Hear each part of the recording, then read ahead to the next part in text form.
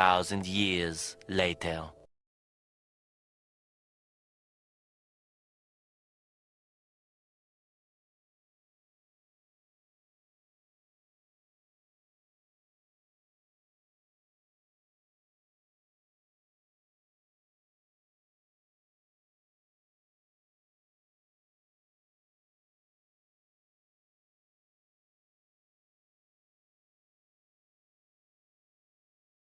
A few weeks ago.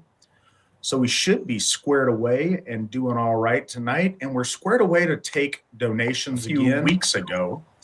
So we should be squared away and doing all right tonight. And we're squared away to take donations again. Weeks ago. So we should be squared away and doing all right tonight. And we're squared away to take donations again. Weeks ago. So we should be squared away and doing all right tonight. And we're squared away to take donations again. Weeks ago. So we should be squared.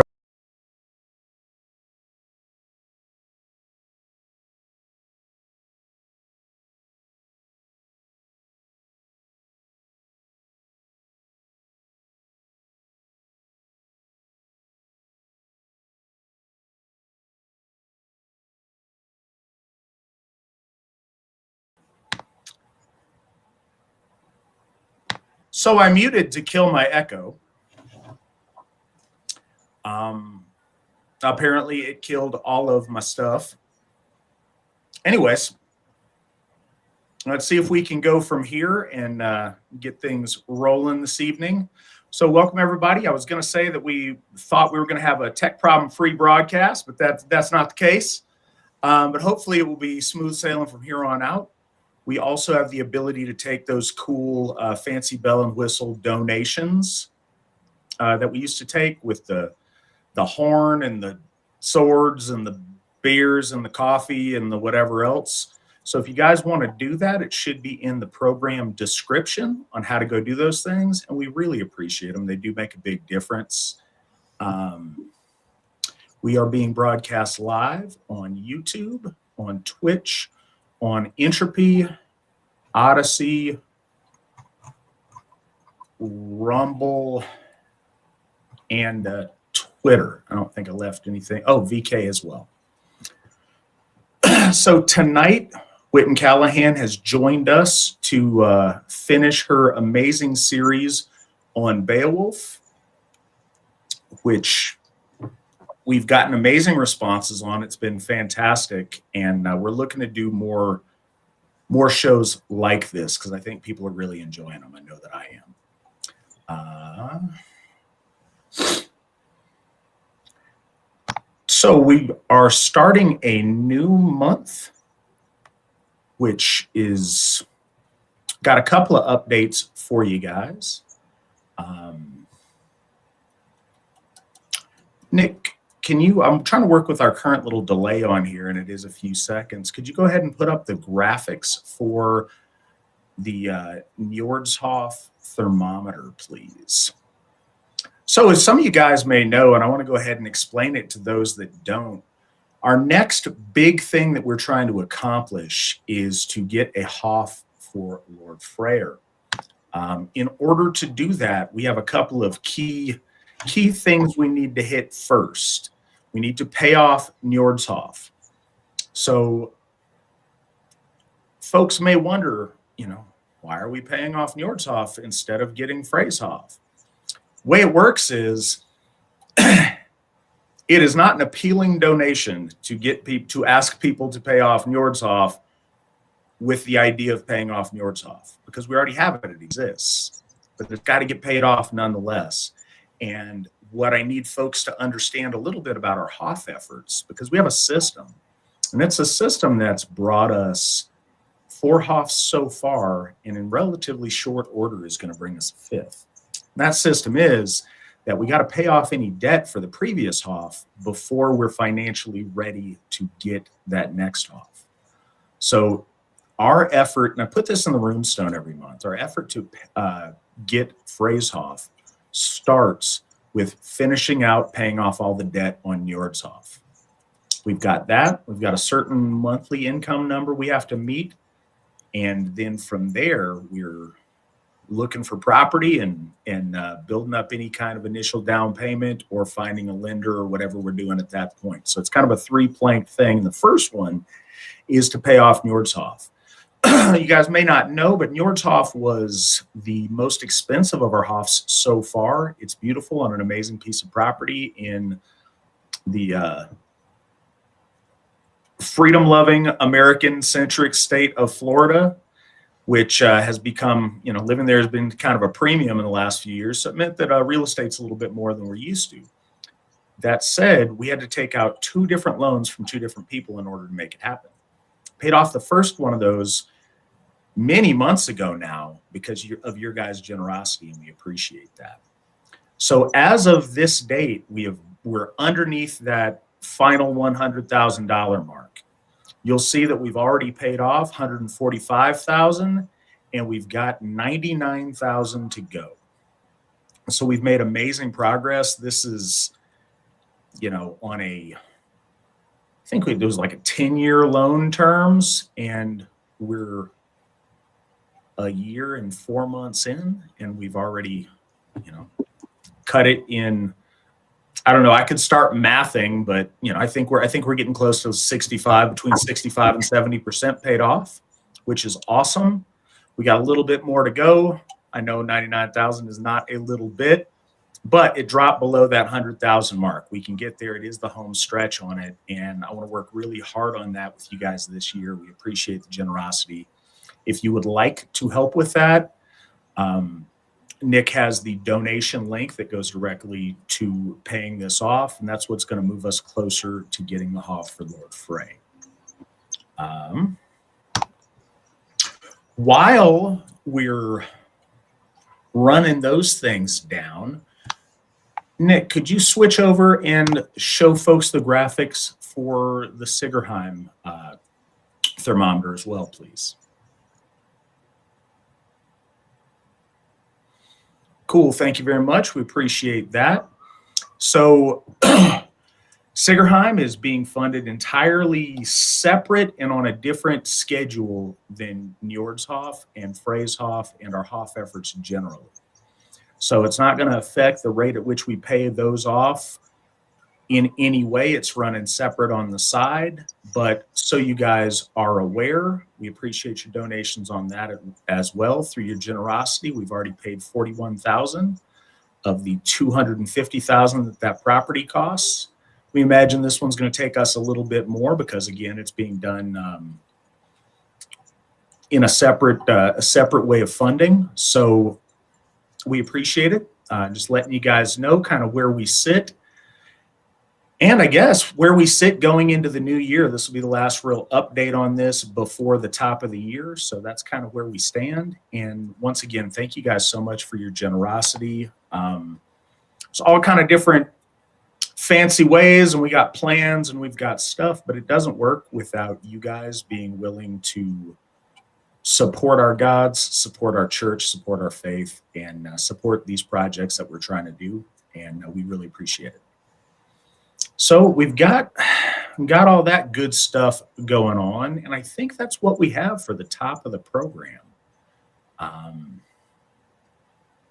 Without further ado, Brandy, are you ready to engage in part 3 of Beowulf? I think so. So this is going to be a long one, guys, so bear with us. I'm going to try to get through it as quick as we can. Try to answer as many questions as we can in the process. Before we begin, Matt's talking about all of these amazing donations that everyone has been making to make all of these dreams and all of these beautiful things that we have in the AFA happen. So I want to take a second and just thank somebody in particular, Mr. Ronald Blake, for his recent contributions to Baldershof. And I want to give him a shout out on here because he's always here and always listening. I hauled 13 boxes the size of myself into Baldershof. So I appreciate everything that you've done. The folk appreciate it. Balder appreciates it. Church appreciates it. Your generosity is tremendous, and you're here every week with us. So thank you, Ronald. We appreciate you very much, sir. Thank you very, very much. You've been consistent, and yeah, you've always been the first to jump on and give, and whatever the project might be, we really do appreciate you. Thank you so much.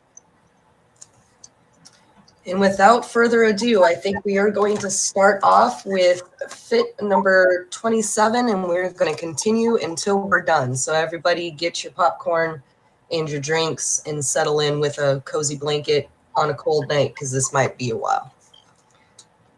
All right, so we left off with Beowulf slaying Grendel's mother and returning to the hall. And now Beowulf is getting ready, saying his goodbyes, and he's getting ready to go home. Beowulf, son of Ecgtheow, spoke. Now we who cross the wide sea have to inform you that we feel a desire to return to Helak. Here we have been welcomed and thoroughly entertained. You have treated us well. If there is any favor on earth I can perform beyond deeds of arms I have done already, anything that would merit your affections more, I shall act, my lord, with alacrity. If ever I hear from across the ocean that people on your borders are threatening battle as attackers have done from time to time, I shall land with 1,000 thanes at my back to help ease your cause. Helak may be young to rule a nation, but this much I know about the king of the Geats. He will come to my aid and want to support me by word and action in your hour of need, when hour dictates and I raise the hedge of spears around you. Then if Herthik should think about traveling as a king's son to the court of the Geats, he will find many friends. Foreign places yield more to one who is himself worth meeting. Hrothgar spoke and answered him. The Lord in his wisdom sent you those words, and they came from the heart. I have never heard so young a man make truer observations. You are strong in body and mature in mind, impressive in speech. If it should come to pass that Hrethel's descendant dies beneath a spear, if deadly battle, or he sword, blade, or disease fells the prince who guards your people, and you are still alive, then I firmly believe the seafaring Geats won't find a man worthier of acclaims as their king and defender than you. If only you would undertake the lordship of your homeland. My liking for you deepens with time, dear Beowulf. When you have what you have done to draw two peoples, the Geats nation and us neighboring Danes, into shared peace and pact of friendship, in spite of hatreds we have harbored in the past. For as long as I rule this far-flung land, treasures will change hands, and each side will treat the other with gifts. Across the Gannett's Bath, over the broad sea, world prows will bring presents and tokens. I know your people are beyond reproach in every respect, steadfast in the old way with friend or foe. Then the Earl's defender furnished the hero with 12 treasures and told him to set out, sail with those gifts safely home to the people he loved, but to return promptly. And so the good and gray-haired Dane, that high-born king, kissed Beowulf and embraced his neck and broke down in sudden tears. Two forebodings disturbed him in his wisdom, but one was stronger. Nevermore would they meet each other face to face, and such was his affection that he could not help being overcome. His fondness for the man was so deep-founded.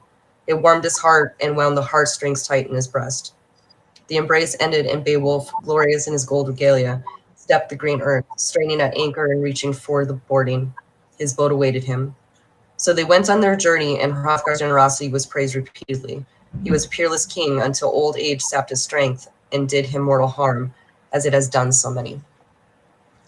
So what we're seeing here is the actual relationship and the actual bond that has been made between these two in particular. And it says in here that the king treasures the bond that he has had with Beowulf, and it's something that you see with men who have been in battle together over and over and over again. It's something that not everyone can understand. It is something that you have to go through a massive trial and tribulation in order to understand the depth of that relationship. And that's something that our poet here is trying to express, is there are things in our life that bring us so close together that knowing you're not going to see that person again can be heartbreaking and heart-wrenching. But sometimes you just know it's not going to happen. But that promise of gifts and that promise of correspondence and the promise of the reciprocal relationship still stands despite the distance.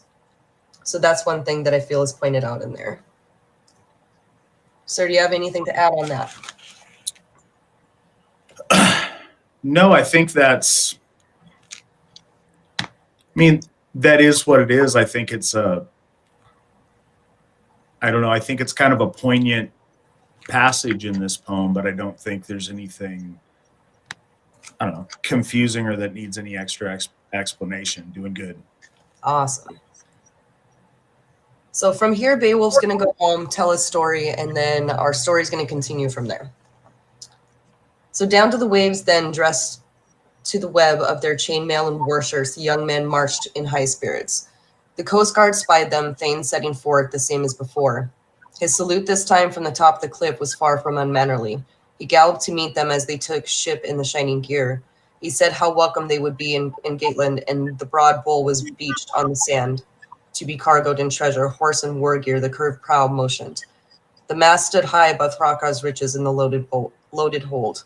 The guard who had watched the boat was given a sword with gold fittings, and in future days that present would make him a respected man at his place on the mead bench. Then the keel plunged and shook in the sea, and they sailed from Denmark. Right away the mast was rigged with a sea shawl, sail ropes were tightened, timbers drummed, and stiff winds kept a wave crosser skimming ahead. As she heaved forward, her foamy neck was fleet and buoyant. A lapped prow loping over currents until the geats caught sight of the coastline and familiar cliffs. The keel geared up, wind lifting in its home to hit on the land. The harbor guard came hurrying out to the rolling water. He had watched the offing long and hard on the lookout for those friends. With the anchor cables, he moored their craft right where it had beached, in case a backwash might catch the hull and carry it away. Then he ordered the prince's treasure trove to be carried ashore. It was a short step from there to where Hetha's son in the air, Hyglek, the gold giver, make his home on the secure cliff in the company of retainers. The building was magnificent, the king majestic, ensconced in his hall, and although Hyde, his queen, was young, a few short years at court, her mind was thoughtful and her manner sure. Harris' daughter behaved generously, and stinted nothing when she distributed bounty to the Geats. Great Queen Modrith perpetrated terrible wrongs. If any retainer ever made bold to look at her in the face, if an eye not her lord stared at her directly during the daylight, the outcome was sealed. He was kept bound in hand, tightened shackles, racked, tortured, until the doom was pronounced death by the sword, slash of the blade, blood gushed, and death qualms in an evil display.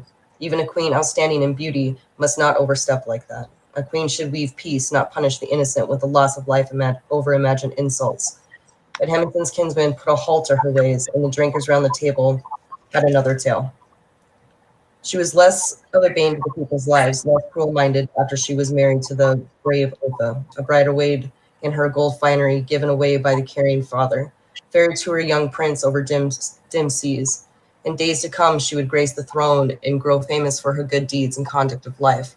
Her high devotion to the hero king, who is the best king, it has been said, between the two seas or anywhere else on the face of the earth. Offa was honored far and wide in his generous ways, his fighting spirit, and his far-seen defense of his homeland. From here there sprang Aemar, Garmund's grandson, kinsman of Hemming, his warrior's mainstay and master of the field. So one thing that we need to remember about this, when we first started talking about Beowulf, one of the biggest recommendations that I had was to start tracking the genealogy of the characters in your story, in your saga, or in your epic poem. You'll get a lot of names. You're going to get a lot of this person belongs to this person, and it doesn't come up until way further in the story.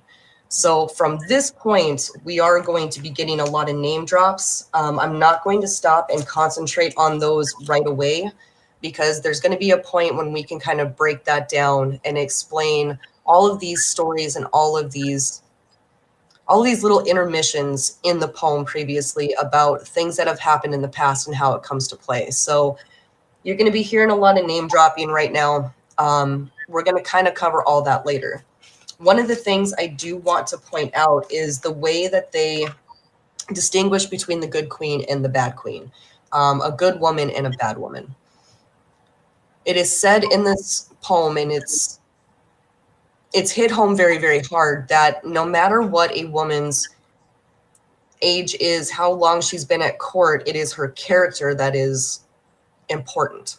It is her ability to bring peace. It is her ability to weave frith, and it is her ability to bring peace and good counsel, versus a woman that is very prideful, or a woman who does not know what her role in her tribe is, and that she would have men killed over simple insults. So that's something that I kind of want to talk about just a little bit, is the difference between a woman who knows her place in the tribe and knows what her role and her function is, and knows her own self and her own femininity to be comfortable, that she does not have to step into a realm that she doesn't know anything about, that she doesn't have to act above her station, that she does not have to be so insecure with herself that she's doing things that are overly petty to punish the people that over perceived insults of character. So that's one of the examples for our women, that it is our job to be that solid counsel. It is our job to provide that peace, and it is our job to build those relationships. It is not our job to be judge, jury, and executioner over all of the men of our folk over perceived insults or slights. So I don't know if the Alshiragodi wants to talk on that at all. A little bit. Before I do, Zach gave us $20 donation. Support our gods. Let's get those numbers up. Thank you, Zach. We appreciate you. You mentioned, or Brandy mentioned, that there was a high value placed based on character, but then she went into the fact that the value was placed on functionality. I want to make it really clear to folks, because I think this is foreign to a modern audience. We are our deeds. Your character doesn't matter if your character does not result in action. Good intentions and internal niceness are not what is valuable. Deeds and how you behave within your folk, within your community, within a social setting. The social setting is the context for your character. It is the stage that your character is played out upon. The best intentions, the best thoughts, the best ideas are of very, very little value if they're not put into practice. We know of a woman's character by how she behaves. And I think that's really important that we keep in mind. We are our deeds. It's about actions and what you do. That's what yields your value in a community. That's what yields. That was originally what the term honor meant. It wasn't your personal code of whatever. It was the value placed in you by your community, because they were able to see exhibition of your character through deed, and that reputation would precede you. The double-edged sword that comes with women's inherent power to dictate social interaction is on display here, and it's really important. And that's one of the big takeaways from this poem. Women can weave frith and peace and bond families and kingdoms together. They can squash arguments that would turn violent against warriors, or between warriors rather. They can have a tremendous calming effect on groups of people, on individual men, on society. Or they can be the catalyst for completely needless bloodshed and argument and fights and pettiness and foolishness. And it's not just that it's silly or that it's pointless. There's a real cost. In the poem, we see the cost being loss of life. In reality, it may not get to that point. It may be loss of family members and family relationships, loss of friends, loss of functioning community. We see that very often. Women have the power to glue society together or to tear it apart, depending on how they use that ability. And that's essential for us to keep in mind, and one of the many reasons that I love this poem.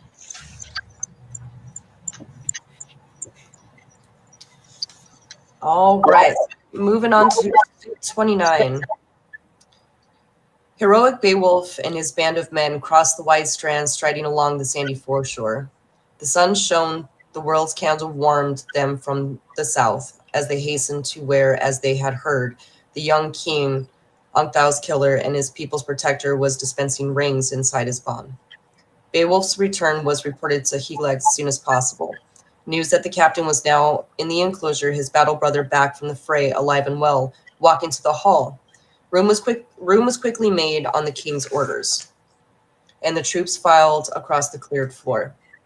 After Hygelac offered greetings to his loyal, then in lofty speech, he and his kinsmen, the hale survivors, sat face to face. Hera's daughter moved about with the mead jug in her hand, taking care of the company, filling the cups that the warriors held out. And Hygelac began to put courteous questions to his old comrade in the high hall. He hankered down to know every tale the sea geats had to tell.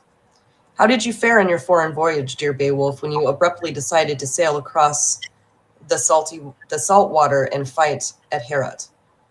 Did you help Hrothgar much in the end? Could you ease the prince of his well-known troubles? Your undertaking cast my spirits down. I dreaded the outcome of your expedition and pleaded with you long and hard to leave the killer be. Let the South Danes settle their own blood feud with Grendel. So God can be thanked, I am granted the sight of you safe and sound. Beowulf, son of Ecgtheow, spoke. What happened, Lord Hygelac, is hardly a secret any more among men in the world. In this world, myself and Grendel coming to grips on the very spot where he visited destruction on the victory shieldings and violated life and limb.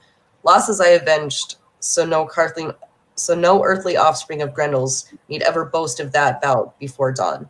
No matter how long the last of his evil family survives. When I first landed, I had hastened to the ring hall and saluted Hrothgar. Once he discovered why I had come, the son of Halfdane sent me immediately to sit with his own sons on the bench. It was a happy gathering. In my whole life, I have never seen mead enjoyed more in the hall on earth. Sometimes the queen herself appeared, peace pledged between nations, to hearten the young ones and hand out a torch to a warrior, then take her place. Sometimes Hrothgar's daughter distributed ale to the older ranks in order on the benches. I heard the company call her Freywaru as she made her rounds, presenting men with the gem-studded bowl, young bride-to-be to the gracious Ingild in her gold-trimmed attire.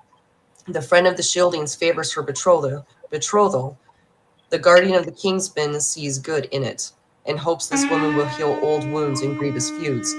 But generally, the spear is prompt to retaliate when a prince is killed, no matter how admirable the bride may be. Okay, so there's some kind of cool stuff going on here. So first of all, they make news that Beowulf has landed. And the hall is completely prepared. And one of the first things that happened is Hygelac asked, "Oh, tell me all about your trip. How did you do? Did you defeat Grendel?" And Beowulf says, as if you don't know, because news travels faster than light. You know exactly what happened. And he talks about there was sorrow in my heart with you leaving. You know, he was tempted to say, let those people deal with their own problems. I want to keep you here. But remember, in the beginning of the poem, it was said that no one told him not to go. No one said, Beowulf, please stay behind.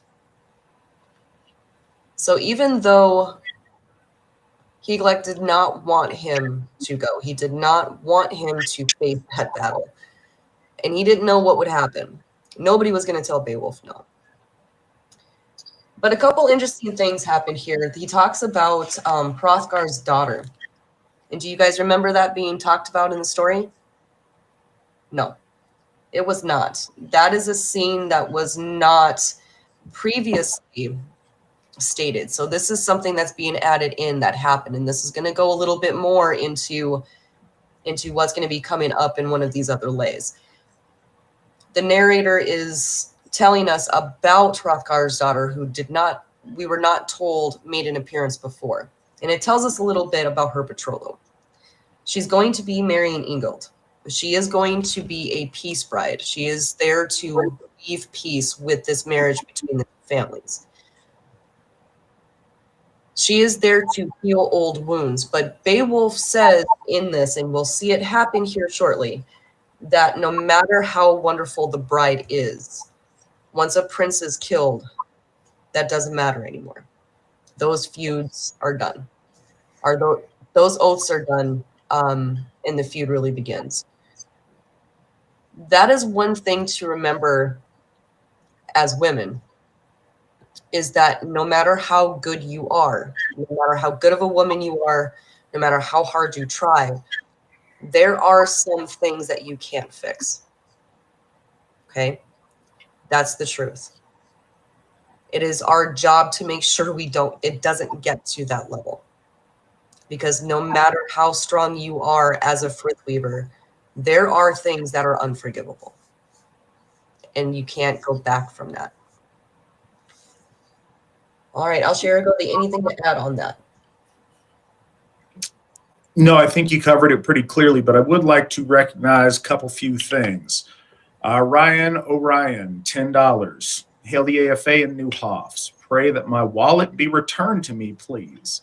I did a bloat to Thor, but others' prayers would be appreciated. I hope you find your wallet, and I appreciate your generosity. And Barry, $20. Zach said it in the chat. I'll say it in the super chats. $50 so far. Let's see if we can get it to 100. That would be wonderful. Thank you. We appreciate you guys. Awesome. We're going to move on to Fit 30 then, guys. We're going to get right through this. Is there any questions that we have that need to be answered before we continue, sir? Doesn't look like that are pertinent to the poem. All of them we can get to at the end. Okay. All right. So we're going to talk about Beowulf's version of events. So one thing to remember with epic poetry, they like to give you a recap. So consider that, when you have those few minutes when you're watching your favorite TV show and it's like previously on whatever. So these poems are long, and when they're being recited, they're long. So they're kind of recapping things for a couple of reasons. Number one, somebody might have missed something, but number two, it helps the person that is actually telling the tale find their place. So that is one of the reasons that things repeat the way they do is so that they can keep that rhythm and remember what they're doing. All right, so Beowulf's story of the Slains. Think how the Heathbards would be bound to feel their lord Ingeld and his loyal thanes when he walks in with that woman to feast. Danes are at the table being entertained, honored guests in glittering regalia, burnished ringmail that was their host's birthright, looted when the Hawkbirds were no longer wield their weapons in the shield clash when they went down with their beloved comrades and forfeited their lives. Then an old spearman will speak while they are drinking, having glimpsed some heirloom that brings alive memories of the massacre. His mood will darken and heart-stricken in the stress of his emotion. He will begin to test a young man's temper and stir up trouble, starting like this. Now, my friend, don't you recognize your father's sword, his favorite weapon, the one he wore when he went out to Warmast to face the Danes on that final day? After Weathergill died and his men were doomed, the Shieldings quickly claimed the field, and now here's a son of one or other of those same killers coming through our hall, overbearing us, mouthing boasts, and rigged in armor that by right is yours. And so he keeps on, recalling and accusing, working things up with bitter words until one of the lady's retainers lies splattered in blood, split open on his father's account. The killer knows the lie of the land and escapes with his life. Then on both sides, the oath-bound lords will break their peace. A passionate hate will build up in Ingeld, and his love for his bride will falter in him as the feud rankles. I therefore suspect the good faith of the Heatherbards, the truth of their friendship, and the trustworthiness of their alliance with the Danes. But now, my lord, I shall carry on with my account of Grendel, the whole story of everything that happened in the hand-to-hand fight. After Heaven's gem had gone mildly to earth, that maddened spirit, the terror of those twilights, came to attack us where we stood guards, still safe inside the hall. Their deadly violence came down on Hansio, and he fell as fate ordained, the first to perish, rigged out for combat. A comrade from our ranks had come to grief in Grendel's maw. He ate up the entire body. There was blood on his teeth. He was bloated and furious, all roused up, yet still unready to leave the hall empty-handed. Renowned for his might, he matched himself against me, wildly reaching. He had his roomy pouch, a strange accoutrement, intricately strung and hung at the ready, a rare patchwork of devilishly fitting dragon skins. I had done him no wrong, yet the raging demon wanted to cram me and many other into his bag. But it was not to be once I got my feet in a blind fury. It would take too long to tell how I repaid the terror of the land for every life he took, and so won credit for you, my king, and for all your people. And although he got away to enjoy life's sweetness for a while longer, his right hand stayed behind him in Herat, evidence of his miserable overthrow as he dived into the mark of the mere bottom. I got lavish rewards from the Lord of the Danes for my part in the battle, beaten gold and much else. Once morning came and we took our places at the banquet table. There was singing and excitement. An old reciter, a carrier of stories, recalled the early days. At times some hero made the timbered harp tremble with sweetness, or related true and tragic happenings. At times the king gave the proper turn to some fantastic tale, or a battle-scarred veteran, bowed with age, would begin to remember the martial deeds of his youth and prime be overwhelmed as the past welled up in his wintry heart. We were happy there for the whole day long and enjoyed our time until another night descended upon us.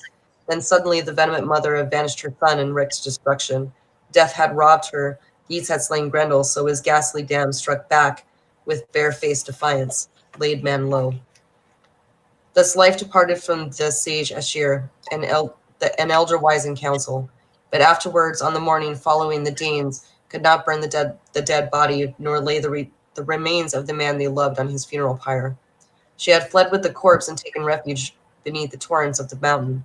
It was a hard blow for Hrothgar to bear, harder than any he had undergone before. And so the heartsome king beseeched me in your royal name to take my chances underwater to win glory and prove my worth. He promised me rewards. Hence, as is well known, I went to my encounter with the terror monger at the bottom of the tarn. For a while it was hand-to-hand between us. The blood went curling among the currents, and I beheaded Grendel's mother in the hall with a mighty sword. I barely managed to escape with my life. My time had not yet come, but Halfdane's heir, the shelter of those earls, again endowed me with gifts of abundance. All right, so we're being introduced to situations and people.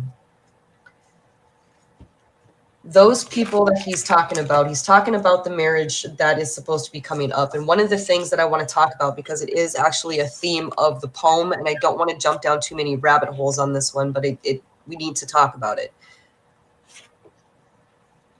When a bride went to get married, whether she was there as a priest's wife or as part of a treaty or whatever the reason, she always brought her people with her. So in this regard, if she is going over to, no matter where you're going, you're bringing your men with you. You're going to have your own retainers. And when you bring your own people with you to a land that has already beaten you, the sight of those people might cause some strife, might cause some anger, might have some of that PTSD going on in their head, especially when they see chainmail and armor and shields and swords that were taken up from the battlefield or won or, pillaged from that. And one thing that is always going to be stronger than any other, as we see in this poem, is somebody's oath to kin. They are going with, as part of this deal, as part of this bride price, they are going with her. But that oath to kin and community is still going to be strong. And that is one of the things, is that the loyalty to family and community supersedes whatever oath that you took. And we see that a lot, where people will take oaths to multiple different oaths to multiple different people. There is a ranking structure to those oaths. Okay. There are oaths that will supersede all others. For example, in this one, that is the loyalty to kin.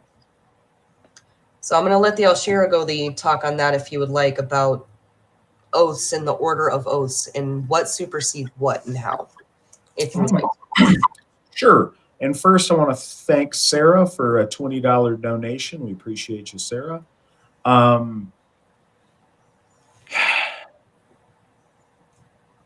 What in epic poetry, things are laid out in more dire terms than they are in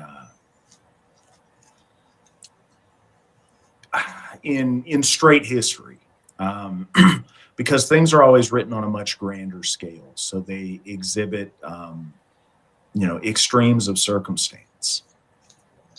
Most of the time, your oaths work fine if there's a series of them. But the problem is when they don't, picking what to do and which one to go with. Oaths to kin are really important, but I want to point out kin means something different in Beowulf's day than it does now. We have small nuclear families now. Back then, so for example, in taking it all the way back, nation means inherently a folk group that are united by blood, united by birth. It's the same root as natal, from the belly button. It's all related to a similarity of birth. So that extends. It's not like oaths to your brother, your sister, your mom. It's oaths to your kingdom that you're part of, or your tribe that you're part of.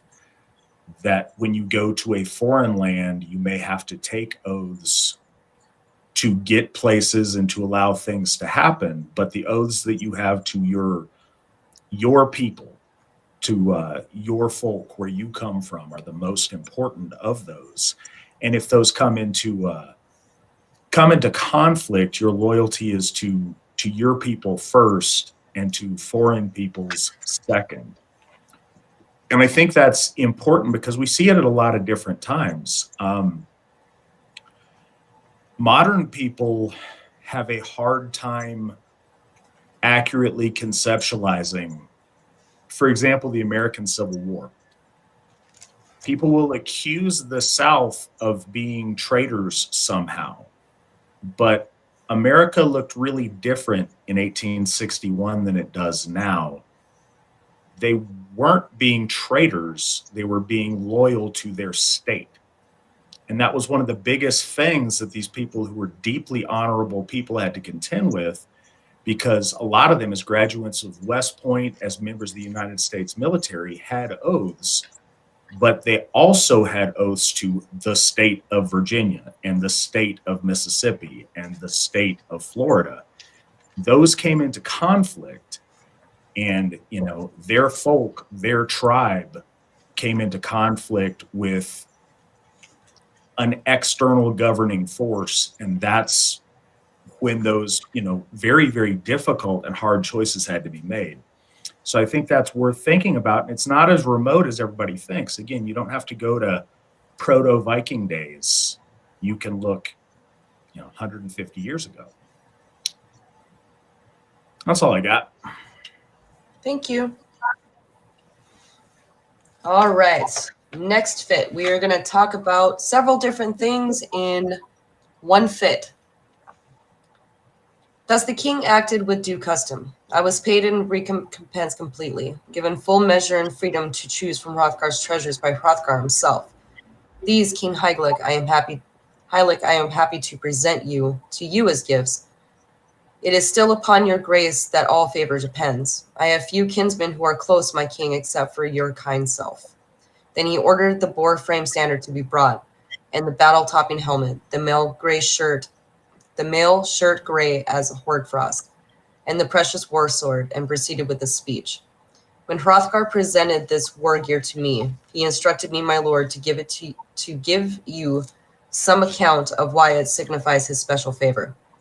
He said it had belonged to his older brother, King Hrothgar, who had long kept it, but Hrothgar had never bequeathed it to his son, Harold, their worthy scion, loyal as he was, enjoy it well. I heard 4 horses were handed over next, Beowulf bestowed 4 bay steeds to go with the armor, swift gallopers all alike. So ought a kinsman act instead of plotting and planning in secret to bring his people to grief, or conspiring to arrange the deaths of comrades. The warrior king was uncle to Beowulf and honored by his nephew. Each was concerned for the other's good. I heard he presented Hyde with a gorget and priceless hork that the prince's daughter, Wethlau, had given him, and 3 horses, supple creatures brilliantly saddled. The bright necklace would be luminous on Hyde's breast. Thus Beowulf bore himself with valor. He was formidable in battle, yet behaved with honor and took no advantage. Never cut down a comrade who was drunk, kept his temper, and warrior that he was, watched and controlled God sent strength and his outstanding natural powers. He had been poorly regarded for a long time, was taken by the gates for less than what he was worth, and their lord too had never much esteemed him in the mead hall. They firmly believed that he had lacked force, and that the prince was a weakling, but presently every affront to his deserving was reserved. The battle-famed king, bulwark of his earls, ordered a gold-chased heirloom of Hrethel's to be brought to him. It was the best example of a gem-studded sword in gate treasury. This he laid in Beowulf's lap, and then rewarded him with land as well, 7,000 hides and a hall and a throne. Both owned land by birth in that country, ancestral grounds, but the greater right and the sway were inherited by the higher born. A lot was to happen in later days in the fury of battle.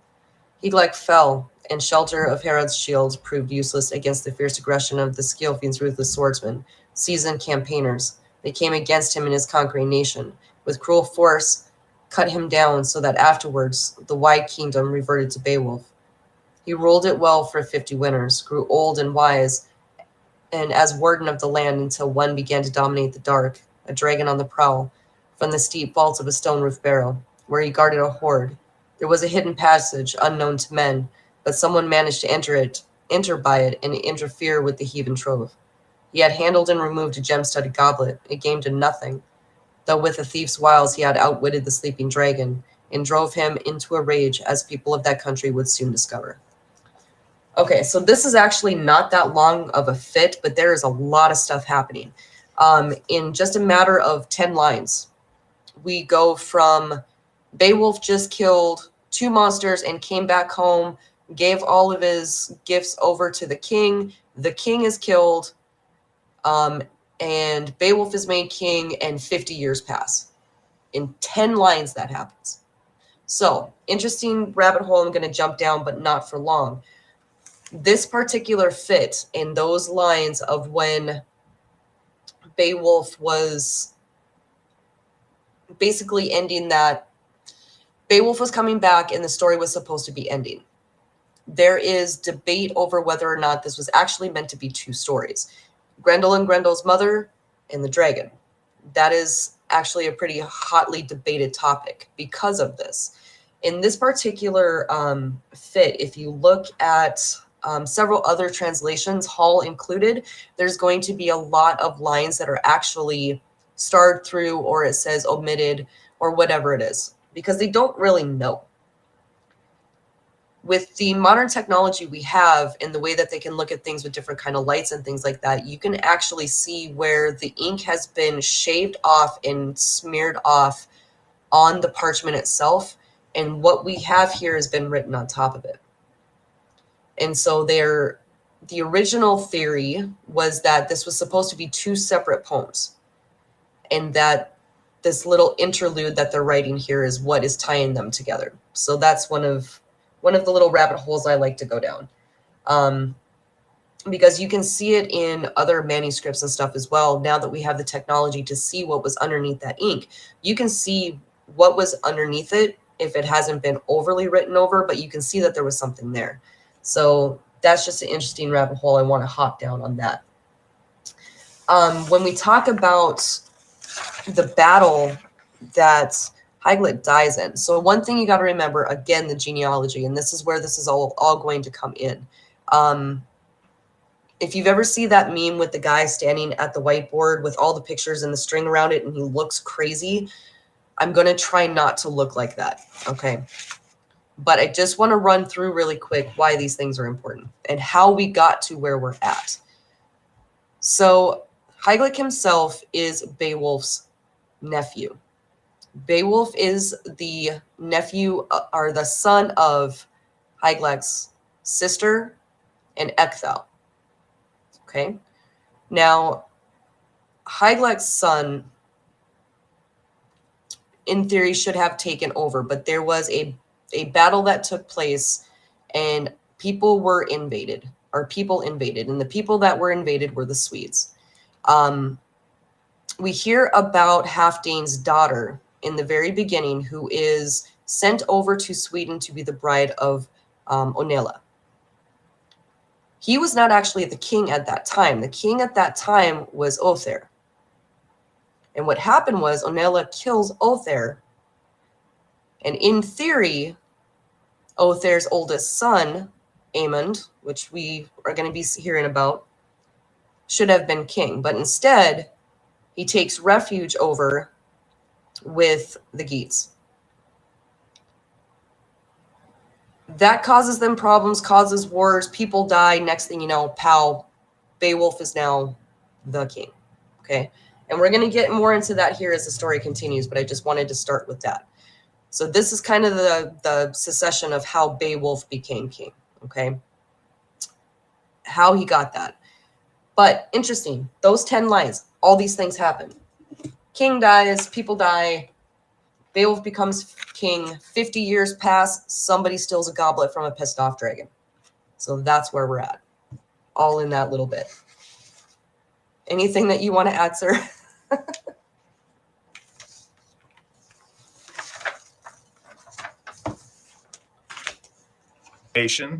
I'm listening to Magus of Java's story, the story of John Chang.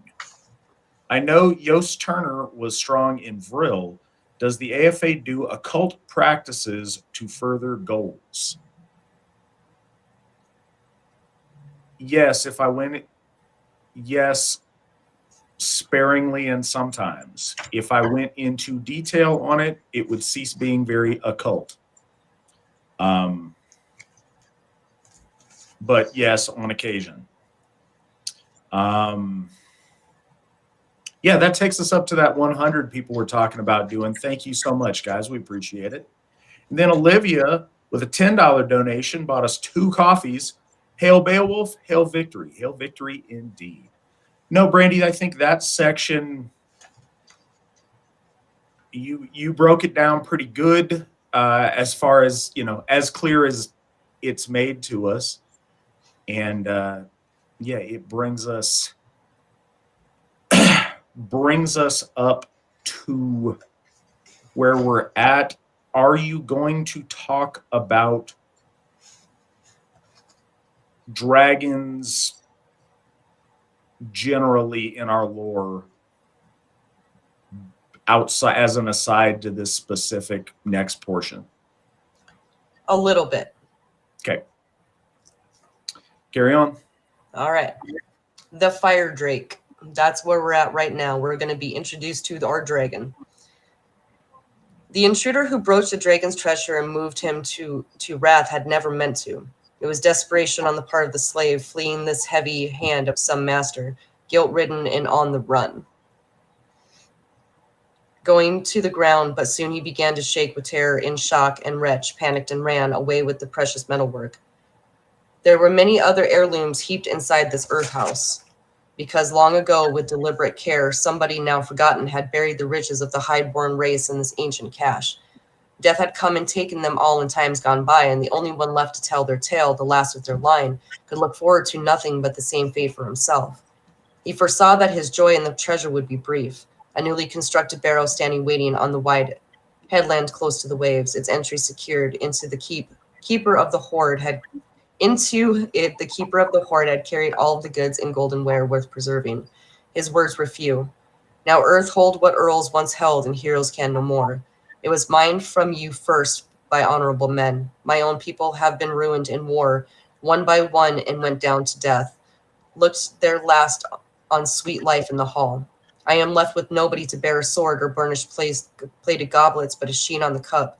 Those companies that have departed, the hard helmet, hasped with gold, will be stripped of its hoops, and the helmet shiner who should polish the metal of the war mask sleeps. The coat of mail that came through all fights, through shield collapse and cut of sword, decays with the warrior. Nor maybe webbed mail ranged far and wide on the warlord's back beside his mustered troops. No trembling heart, no tuned timber, no tumbling hawk, swerving through the hall, no swift horse pawing the courtyard. Pillage and slaughter have emptied the earth of entire peoples. And so he mourned as he moved about the world, deserted and alone, lamenting his unhappiness day and night until death's flood brimmed up in his heart. Then an old harrier of the dark happened to find the hoard open, the burning one who hunts out barrows, the slick-skinned dragon threatening the night with streamers of fire. People on the farms are in dread of him. He is given to hunt out hordes underground, to guard heathen gold through age-long vigils, though to little avail. For 3 centuries, the scourge of the people had stood guard on the stoutly protected underground treasury until the intruder unleashed his fury. He hurried to his lord with the gold-plated cup and made his plea to be reinstated. Then the vault was rifled, the ring hoard robbed, and the wretched man had his request granted. His master gazed at the find from the past for the first time. When the dragon awoke, trouble flared again. He ripped down the rock, writhing in anger when he saw the footprints of the prowler who had stolen too close to his dreaming head. So many a man not marked by fate easily escaped exile and woe from the grace of God. The horde guardian scorched the ground as he scurried and hunted for the trespasser who had troubled his sleep. Hot and savage, he kept the circling and circling from outside the mound. No man appeared in the desert waste, but he worked himself up by imagining battle. Then back in he'd go in search of the cup, only to discover signs that someone had stumbled upon the golden treasures. So the guardian of the mound, the hoard watcher, waited for the gleaming with fierce impatience. His pent-up fury at the loss of the vessel made him long to hit back and lash out in flames. Then, to his delight, the day waned, and he could wait no longer behind the wall, but hurtled forth in a fiery blaze. The first to suffer were the people on the land, but before long it was their treasure giver who would come to grief. All right, so if you are looking at this from a scholarly aspect, this particular part is called the Lay of the Last Survivor.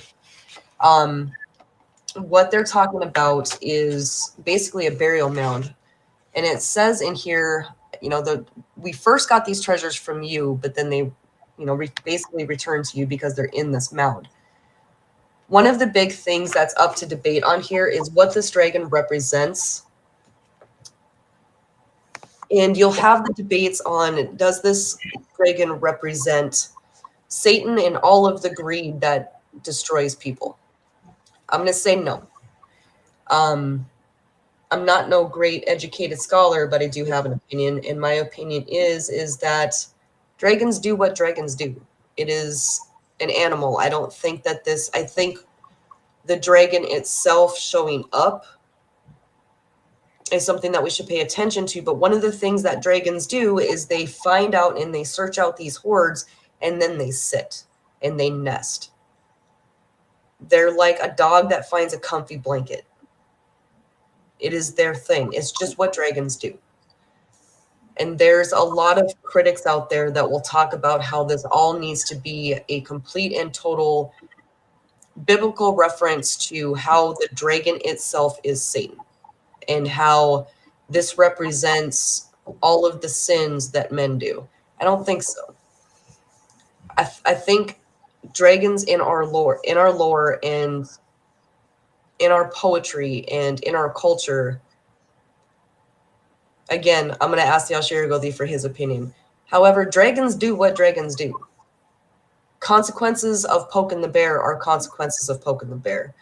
The dragon always represents something that you have to beat and overcome, but often something that you poked to begin with.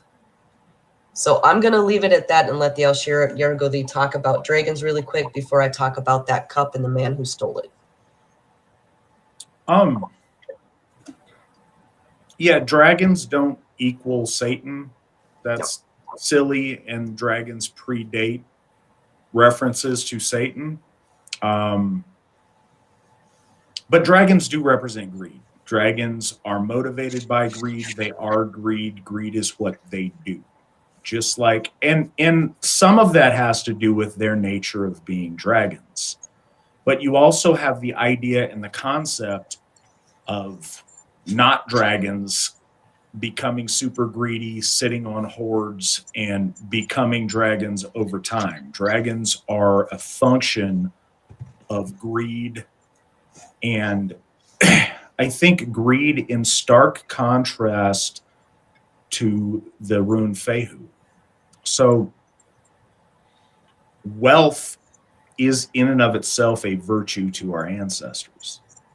But what makes wealth work and healthy is the circulation of wealth through lavish entertainment, through gift giving, through doing cool things with it. Just sitting on money and like rubbing coins together isn't a use of wealth. All the wealth goes in one spot and it metastasizes. And it grows ugly like a cancer. And that's what you see with the idea of hoarding and dragons.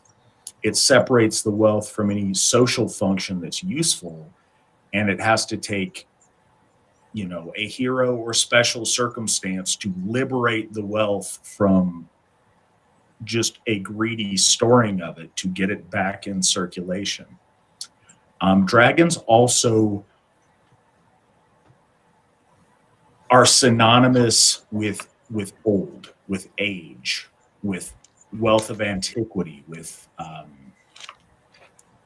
you know, ancient relics of the past. Dragons are frequently talked about in reference to how old they are. So this old, like generations long, centuries long, sitting and coiling up around gold and around treasure. And I think that's worthwhile. But some of it is just dragons' nature. Dragons hoard gold. That's what they do. Different animals function on different primitive things. Dragons are greedy, whereas like baboons, if you go to the zoo, we can all imagine what the baboons are doing, because that's what baboons do. Other things, you know, fight, and their nature is they're super violent.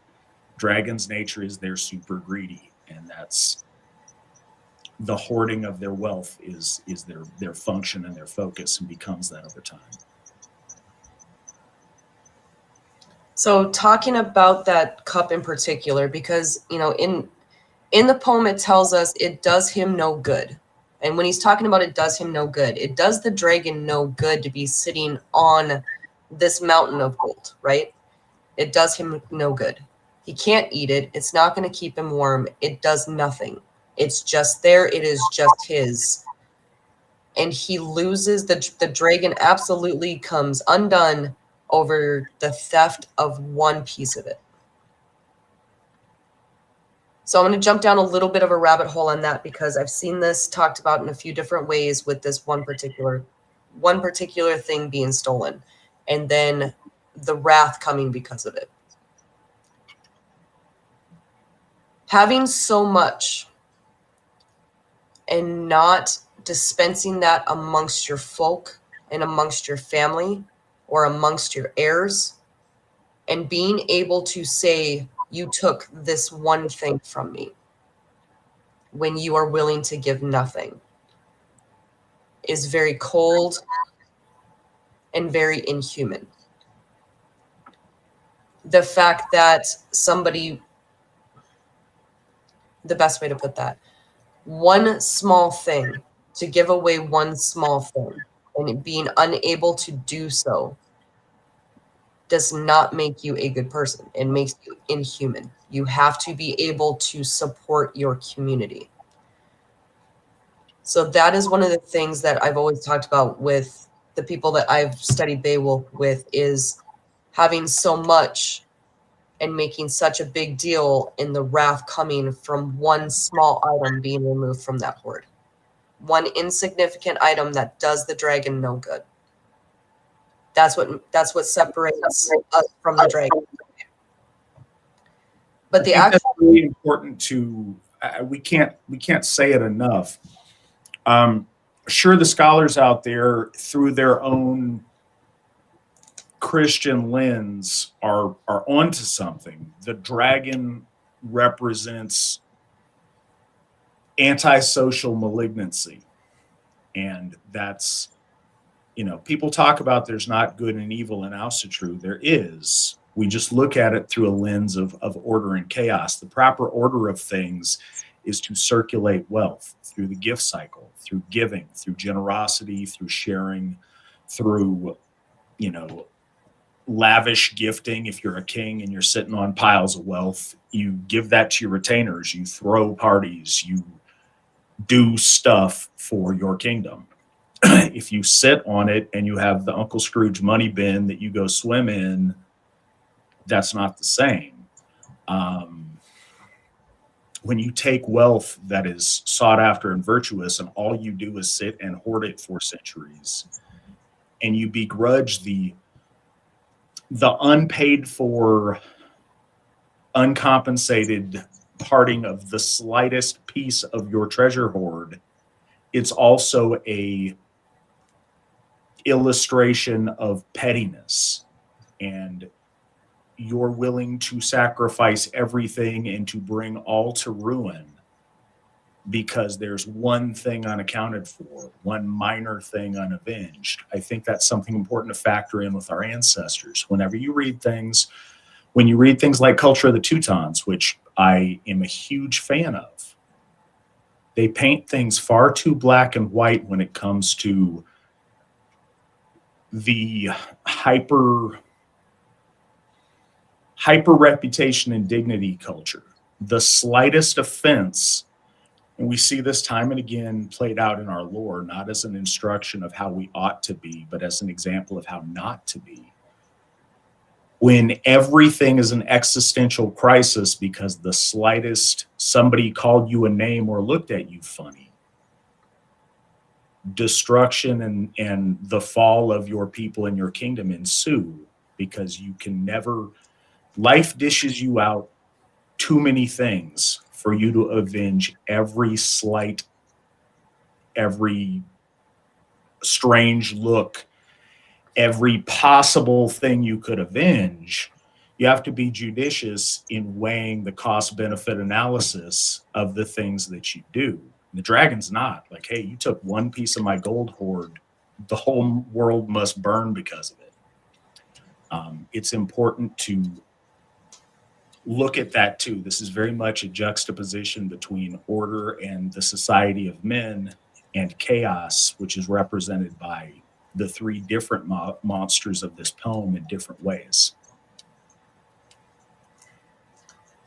The only other thing that I kind of have a note on in regard to the dragon with the horde in particular is it was always pointed out to me as well that always watch what, dragons do what dragons do. But one thing that they do that is foolish and always ends with the death of the dragon or the happy ending for the humans is they have an entire mound of gold and they leave it. They leave the hoard. They leave it behind to chase that one thing that they are missing. And it's always to remember, don't leave behind the big picture. The big picture is always more important than the one thing. The hoard is more important than the one cup. And in the end, you'll always lose your entire hoard if you are foolish enough to chase one thing. So there's that as well. I want to say thank you to someone. Someone donated $10. They bought us 2 coffees and said, thanks for the weekly information. Well, we appreciate you, someone. I appreciate all you guys not being dragons and being generous. We thank you guys. All right, moving on to the next fit. We are going to kill us a dragon. Well, think about killing us a dragon anyway. The dragon began to belch out flames and burn bright homesteads. There was a hot glow that scared everyone, from the vile skywinger would leave nothing alive in his wake. Everywhere the havoc he wrought was in evidence. Far and near, the Geek Nation bore the brunt of his brutal assaults and virulent hate. Then back to the horde he would dart before daybreak to hide in his den, He had swinged the land, swathed in the flame and the fire and the burning, and no one had felt secure in the vaults of his barrow, but his trust was unavailing. Then Beowulf was given bad news, a hard truth. His own home, the best of the buildings, had been burnt to cinder, the throne room of the Geats. It threw the hero into deep anguish and darkened his mood. A wise man thought he must have thwarted ancient ordinance of the eternal Lord, broken his commandment. His mind was in turmoil, unaccustomed anxiety and gloom confused his brain. The fire dragon had razed the coastal region and reduced forts and earthworks to dust and ashes, so the war king planned and plotted his revenge. The warrior's protector, prince of the Hall troop, ordered a marvelous all-iron shield from his smithy works. He knew well the linden boards would let him down and timber burn. After many trials, he was destined to face the end of his days in this mortal world, as was the dragon. For all his leasehold on the treasure, yet the Prince of the Rings was too proud to line up with a large army against the sky plague. He had scant regard for the dragon as a threat, no dread at all of its courage or its strength, for he had kept going, often in the past, through perils and ordeals of every sort, after he had purged Hrothgar's hall, triumphed in Heorot, and beaten Grendel. He outgrappled the monster and his evil kin. One of his cruelest hand-to-hand encounters had happened when Hygelac, king of the Geats, was killed in Friesland, and people's friend and Lord Hrethel's son slaked a sword's blade thirst for blood. But Beowulf's prodigious gifts as a swimmer guaranteed his safety. He arrived at the shore, shouldering 30 battle dresses, the booty he had won. There was little for Hetware to be happy about as they shielded their faces, fighting on the ground began in earnest. With Beowulf against them, few could hope to return home. Across the wide sea, desolate and alone, the son of Ecgtheow swam back to his people. Their Haida offered him throne and authority as Lord of the Ring Horde. With Hygelac dead, she had no belief in her son's ability to defend their homeland against foreign invaders.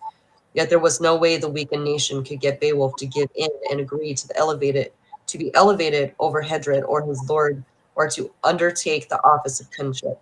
But he did provide support for the prince, honored and minded him until he matured as the ruler of Geatland. Then over sea roads exiles arrived, sons of Othere. They had rebelled against the best of all the sea kings in Sweden, and the one who held sway in the Shilfi nation, the renowned prince, lord of the mead hall. They marked the end of Helat's son. His hospitality was mortally rewarded with wounds from a sword. Hedred lay slaughtered, and Onela returned to the land of Sweden, leaving Beowulf to ascend the throne, to sit in majesty and rule over the Geats. He was a good king. All right, so that's what I was just talking about with the whiteboard, with the pictures and the strings and looking crazy. That's what I was just describing. They basically just told us the story of how Beowulf came to power as king. One of the things that take note of, and we see this for the first time in this poem, is Beowulf's gloom and doom and confusion. This is the first time Beowulf has not just instantly jumped up and said, got a problem? Let's go solve it, right? He is confused with his own dark thoughts, his own doom. He's not afraid of the dragon's might, but he has thoughts in his head of, what did I do as a king to deserve this? And that shows the difference in the mentality of Beowulf, the warrior, who is someone serving a king, and the weight of the crown itself. It's very easy to just be someone who follows the orders and makes sure that these things happen. But when you have that crown on your head, that is when you have to start actually weighing the consequences of your decisions. What have I done to bring this terror upon myself and my people? And we don't see that happen until Beowulf has a crown on his head. Do you have anything to add on that, sir?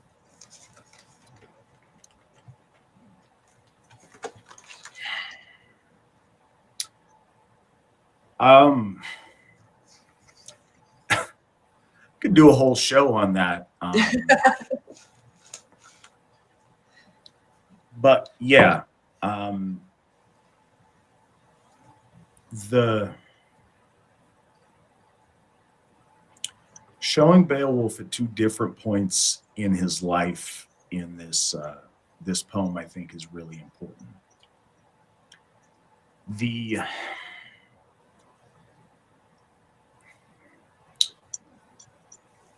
if you are a king when your kingdom is winning and great things are happening, you get a disproportionate share of the glory because of it. But when times are tough, you are disproportionately responsible for what did you do that brought misfortune upon your people. And that is a hefty thing to weigh. And the fact that it's mentioned here, I think, is really important because it didn't have to be for the fun and the action of the story. The fact that even the greatest of heroes has to stop and ponder the responsibility that he has when, you know, his kingdom and his people are relying upon him is a really important piece of this. And yeah, I don't think anybody. It's very easy to understand from a narrative point of view. It is much more difficult to internalize and feel the gravity of.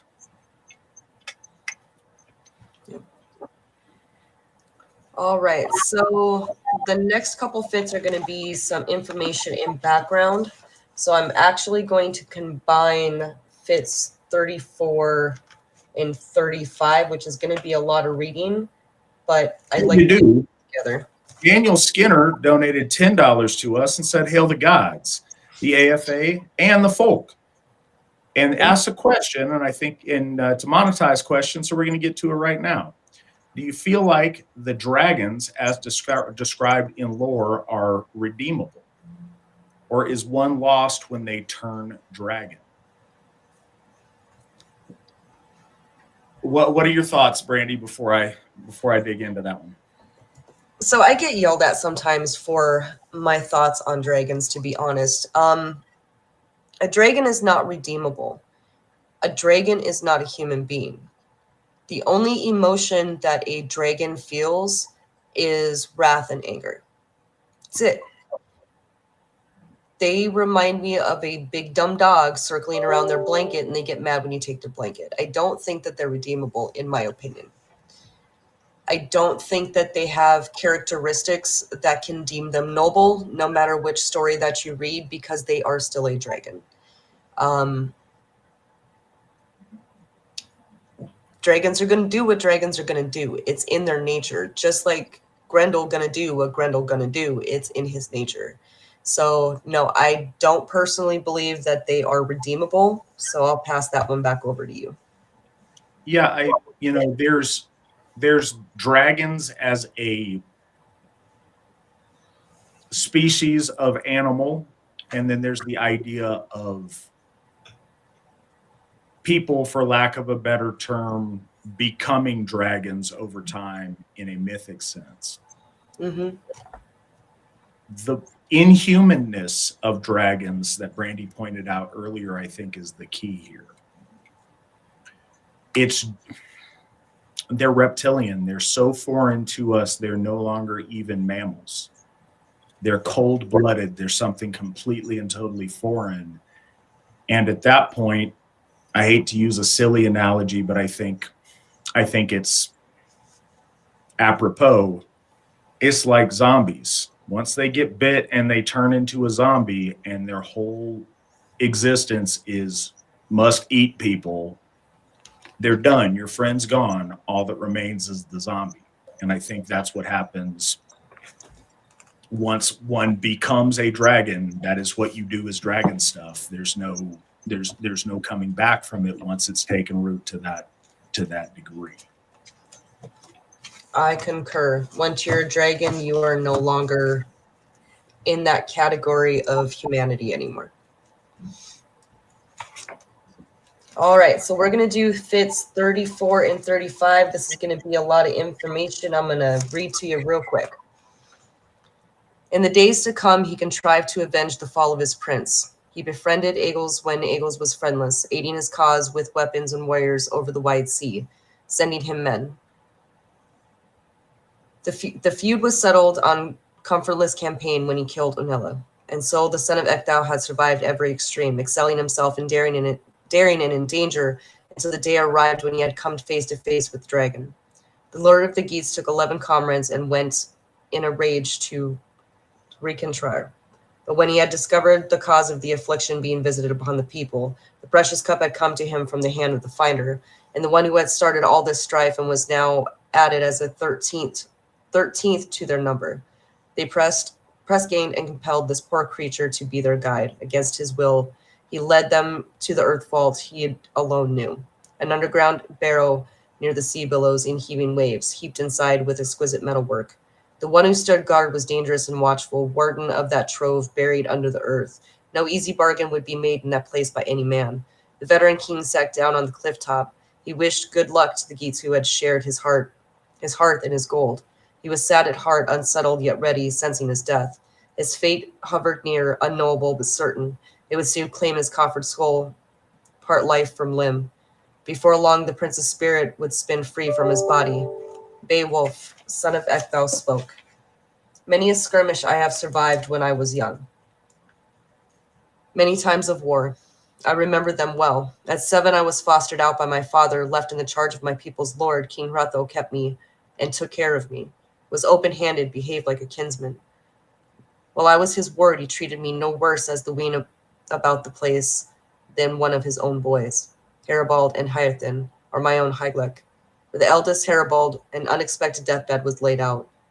Through a brother's doing, when Hyathin bent his horn-tipped bow and loosened the arrow and destroyed his life, he shot wide and buried a shaft in the flesh and blood of his own brother.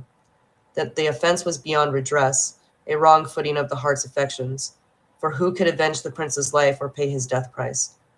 It was like the misery felt by an old man who has lived to see his son's body swing on the gallows. He begins to keen and weep for his body, watching the raven gloat where he hangs. He can be of no help. The wisdom of age is worthless to him. Morning after morning, he wakes to remember that his child is gone. He has no interest in the living until another heir is born in the hall, now that his firstborn was entered death's dominion forever. He gazes sorrowfully at his son's dwelling, the banquet hall of the bereft of the delight. The wind-swept hearthstone, the horsemen are sleeping, the warriors underground. What was it no more? No tunes from the harp, no cheer raised in the yard. Alone with his long time, he lies down his bed and sings lament. Everything seems too large. The steadings and the fields. Such was the feeling of loss endured by the king of the Geats after Heribald's death.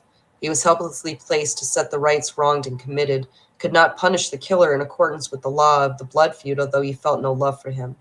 Heartsore, wearied, he turned away from life's joys, chose God's light and departed, leaving buildings and lands to his sons as a man of substance will. Then over the wide sea, Swedes and Geats battled and feuded and fought without quarter. Hostilities broke out when Hrethel died. Onunthau's sons were unrelenting, refusing to make peace, campaigning violently from coast to coast, constantly setting up terrible ambushes around Hesnahill. My own kith and kin avenged these evil events, as everybody knows, but the price was high. One of them paid with his life. Haethcyn, lord of the Geats, met his fate there and fell in battle. Then, as I have heard, Hyglec's sword was raised in the morning against Onunthau, his brother's killer. When Eofor cleft the old Swede's helmet, halved it open, he fell death pale. His feud calloused hands would not stave off the fatal stroke. The treasures that Helix lavished on me, I paid for when I fought, as fortune allowed me with my glittering sword. He gave me land and security land brings, so he had no call to go looking for some lesser champion, some mercenary from among the Giftas or the Speardanes or the men of Sweden. I marched ahead of him, always there at the front of the line. I shall fight like that for as long as I live, as long as this sword shall last, which has stood me in good stead. Late and soon, ever since I killed Dayraven in Frank in front of the two armies. He brought back no looted breastplate to the Frisian king, but fell in battle. Their standard bearer, high-born and brave, no sword blade sent him to his death. My bare hand stilled in his heartbeats and wrecked the bone house. Now blade in hand and sword in stroke will essay the horde. Beowulf spoke, made a formal boast for the last time. I risked my life often when I was young. Now I am old, but as king of people, I shall pursue this fight for the glory of winning, if the evil one will only abandon his earth fort and face me in the open. Then he addressed each dear companion one final time, those fighters in their helmets, resolute and highborn. I would rather not use a weapon if I knew another way to grapple the dragon and make good my boast as I did against Grendel in days gone by. But I shall be meeting molten venom in the fire he breathes, so I go forth in a mail shirt and shield. I won't shift a foot when I meet the cave guard. What occurs on the wall between the two of us will turn out as fate. Overseer of men decides, I am resolved. I scorn further words against the skyborn foe. Men at arms remain here on the barrow, safe in your armor, to see which one of us is better in the end at bearing wounds in deathly fray. This fight is not yours, nor is it up to any man except me to measure his strength against the monster or prove his worth. I shall win the gold by my courage, or else more to combat. Doom of battle will bear your lord away. Then he drew himself up by his shield, the fabled warrior in his war shirt and helmet, trusted in his own strength entirely, and went into the crag. No coward path. Hard by the rock face, that hale veteran, a good man who had gone repeatedly into combat in danger and had come through, saw a stone arch and a gushing stream that burst from the barrow, blazing and wafting a deadly heat. It would be hard to survive unscathed near the horde, to hold firm against the dragon in those flaming depths. Then he gave a shout. The Lord of the Geats unburdened his breastplate and broke out in a storm of anger. Under gray stone, his voice challenged and resounded it clearly. Hate was ignited. The horde guard recognized a human voice. The time was over for peace and parleying. Pouring forth in a hot battle fume, the breath of the monster burst from the rock. There was a rumble underground, down there in the barrow. Beowulf the warrior lifted his shield. The outlandish thing writhed and convulsed and viciously turned on the king, whose king-edged sword, an heirloom inherited by ancient right, was already in his hand. Roused to a fury, each antagonist struck terror in the other. Unyielding, the lord of his people loomed by his tall shield, sure of his ground, while the serpent looped and unleashed itself. Swaddled in flames, it came gliding and flexing and racing towards the fate. Yet his shield defended the renowned leader's life and limb for a shorter time than he meant it to. The final day was the first time when Beowulf fought, and fate denied him glory in battle. So the king of the Geats raised his hand and struck hard at the enamel scales, but scarcely cutting through. The blade flashed and slashed, yet the blow was far less powerful than the hard-pressed king had need of at that moment. The mound keeper went into a spasm and spouted deadly flames, and when he felt the stroke, battle fire billowed and spewed. Beowulf was foiled of a glorious victory. The glittering sword, infallible the day before, failed when he unsheathed it, as it never should have. For the son of Ecgtheow, it was no easy thing to have to give ground like that, to go unwillingly to inhabit another home in a place beyond. So every man must yield the leasehold of his days. Before long, and fierce contenders clashed again. The horde guard took heart, inhaled and swelled up, and got a new wind. He who had once ruled was furled in fire and had to face the worst.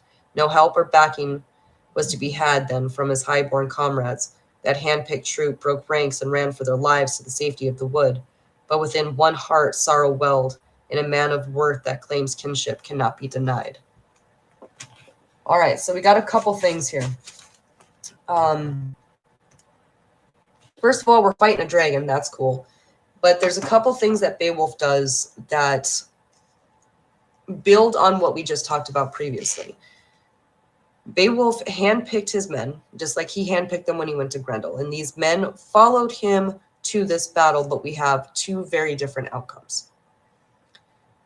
When he was young and he was sure and he was saving the day, these men followed him knowing that it might be their last battle. When he was fighting Grendel, the men that were around him at that time jumped in and tried to help him. They just couldn't, and he had to face it on his own. This time he brings them up there, but he tells his men, this is my battle to fight, and he feels a responsibility to his people because he is saying that. What is it? Building on what is it that I have done to bring the wrath of fire down upon my people? And he tells them, I have this battle to fight. I'm going to kill the dragon or I'm going to die, or both. But unlike before, these hand-picked men are not jumping up to fight this dragon. These men run for their lives, all but one. They turn on him and they run. And this is where we start getting into the cowardice and the desertion of Beowulf. And before we get into that any further, is there anything that you want to highlight specifically, sir?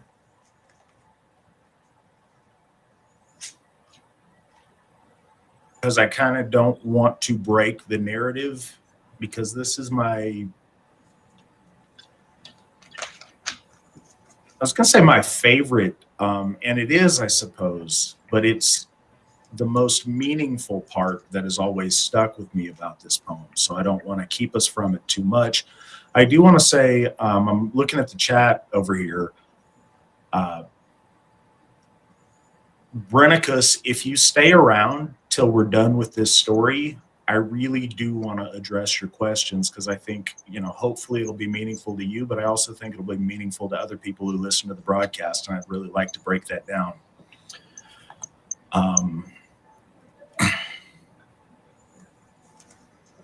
Yeah, that's what I've got. Please carry on. Okay. So I'm going to be doing 2 fits again. We are going to be doing 36 and 37 because I don't like to break up what's actually happening too much on this one. His name was Wiglaf, son of Wystan, a well-regarded chieftain warrior related to Alfheir. When he saw his lord tormented by the heat of the scalding helmet, he remembered the bountiful gifts bestowed upon him, how well he lived among the Wegmundings, the freehold to inherit from his father before him. He could not but hold back, on hand brandished the yellow-timbered shield. The other drew his sword, an ancient blade that was said to have belonged to Aemon, the son of Othere, the one Wystan had slain when he was in exile without friends. He carried the arms of the victim's kinfolk, the burnished helmet, the webbed chainmail, and the relic of the giants. But Anella returned the weapons to him, rewarded Wystan with Aemon's war gear. He ignored the blood feud, the fact that Aemon was his brother's son. Wystan kept that war gear for a lifetime, the sword and the mail shirt, until it had been his son's turn to follow his father and perform his part. Then in old age, at the end of his days among the Weathergeats, he bequeathed to Wiglaf innumerable weapons. And now the youth was to enter the line of battle with his lord, his first time to be tested as a fighter. His spirit did not break, and the ancestral blade would keep its edge, as the dragon discovered as soon as they came together in combat. Sad at heart, addressing his companions, Wiglaf spoke wise and fluent words. I remember that time when the mead was flowing, how we pledged loyalty to our lord in the hall, promised our ring giver we would give worth our price, make good the gift of the war gear, these swords and helmets, as and when his need required it. He picked us out from the army deliberately, honored us, and judged us fit for this action, made me these lavish gifts, and all because he considered us the best of his arms-bearing thanes. And now, although he wanted this challenge to be one he'd face by himself alone, the shepherd of our land, a man unequaled in the quest for glory and a name for daring, now the day has come when his lord we serve needs sound men to give him their support. Let us go to him, help our leader through the hot flame and dread of fire. As God is my witness, I would rather my body were robbed in the same burning blaze as my gold giver's body than to go back home bearing arms. That is unthinkable unless we have first slain the foe and defended the life of the prince of the Weathergeats. I well know the things he has done for us deserve better. Should be alone be left exposed to fall in battle. We must bond together, shield and helmet, mail shirt and sword. Then he weighted the dangerous reek, and went under the arms of his lord, and said, "Go on, dear Beowulf, do everything you said you would when you were still young and vowed you would never let your name and fame be dimmed while you lived. Your deeds are famous, so say resolute, my lord. Defend your life now with the whole of your strength. I shall stand by you." After those words, a wildness rose in the dragon again and drove it to attack, heaving up fire, hunting for enemies, the humans it loathed. Flames lapped the shield, charred it to the boss, and the body armor on the young warrior was useless to him. But Wiglaf did well under the wide rim Beowulf shared with him once his own had shattered in sparks and ashes. Inspired again by the thought of glory, the war king threw his whole strength behind a sword stroke and connected with the skull, and the nagging snapped. Beowulf's ancient iron-gray sword let him down in that fight. It was never his fortune to be helped in combat by the cutting edge of weapons made of iron. When he wielded a sword, no matter how blooded and hard-edged the blade, his hand was too strong. The stroke he dealt, I have heard, would ruin it.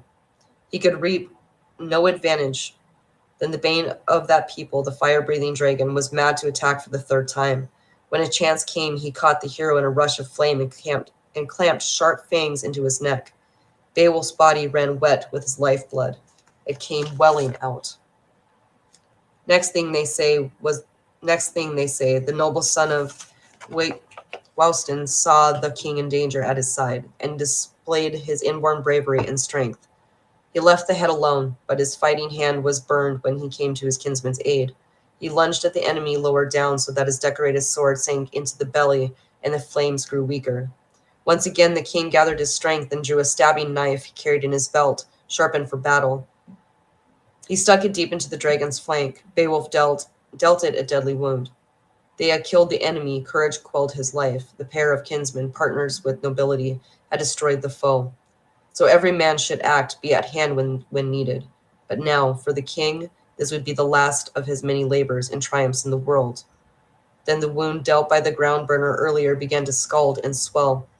Beowulf discovered deadly poison suppurating inside of him, surges of nausea, and so, in his wisdom, the prince realized his state and struggled toward the seat of the rampart. He steadied his gaze on those gigantic stones, saw how the earthwork was braced with the arches built over the columns, and now that the Thane, unequaled for goodness, with his own hands washed his lord's wounds, swabbed the weary prince with water, bathed him clean, unbuckled his helmet. Beowulf spoke in spite of his wounds, mortal wounds. He still spoke, for he knew well his days in the world had been lived out to the end. His allotted time was drawing to a close. Death was very near. Now is the time when I would have wanted to bestow this armor upon my own son. Had it been for my fortune to have fathered an heir and lived on in his flesh. For 50 years I ruled this nation. No king of any neighboring clan would dare face me with troops. None had the power to intimidate me. I took what came, cared for, and stood by things in my keeping. Never fomented quarrels, never swore to lie. All this consoles me. Doomed as I am and sickening for death because of my right ways, the ruler of mankind need never blame me when the breath leaves my body for murder of kinsmen. Go now quickly, dearest Wiglaf. Under the gray stone where the dragon is laid out, lost to his treasure. Hurry to feast your eyes on the hoard. Away you go. I want to examine the ancient gold, gaze my fill on those garnered jewels. My going will be easier for having seen the treasure, as a less troubling letting go of life and lordship I have long maintained. All right. So a couple things about this one, and then I'm going to hand this over to the Alshira Godi. He was renewed when he had somebody standing by his side.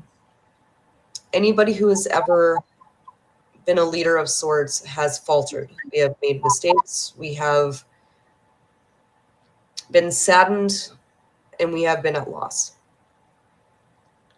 But sometimes having those people that stand behind you, your people can pick you up just as much as you can inspire your people. So that's one of the things here as well. Wiglaf would rather die than turn his back on his king. He has made an oath to him. He has been given gifts by him. He has been taken care of by Beowulf for a very long time. And this is his first chance to prove his real worth to Beowulf. This is the first time that he's going to be in battle. And by the gods, he is not going to fail that. He is not going to go home with his tail between his legs in the first battle that he's in, especially in the desertion of a man who has given him everything that he is currently wearing and currently has. That is loyalty. That is what it means to follow. That is what it means to set the example. That is what it means to be loyal and to stand by your oaths to kith and kin. One of the things that Beowulf also says in here is, I have done all of these things. I want to see this gold, though. I conquered this dragon. I killed this dragon. This dragon's going to kill me. But before I go, I want to see this gold, and I want to know that it's not for... I want to have that peace of mind when I go. I want to put my eyes on it. And he sends him away to go get it. So I'm going to leave it at that and let the Alshiro go the add his thoughts into what's going on here.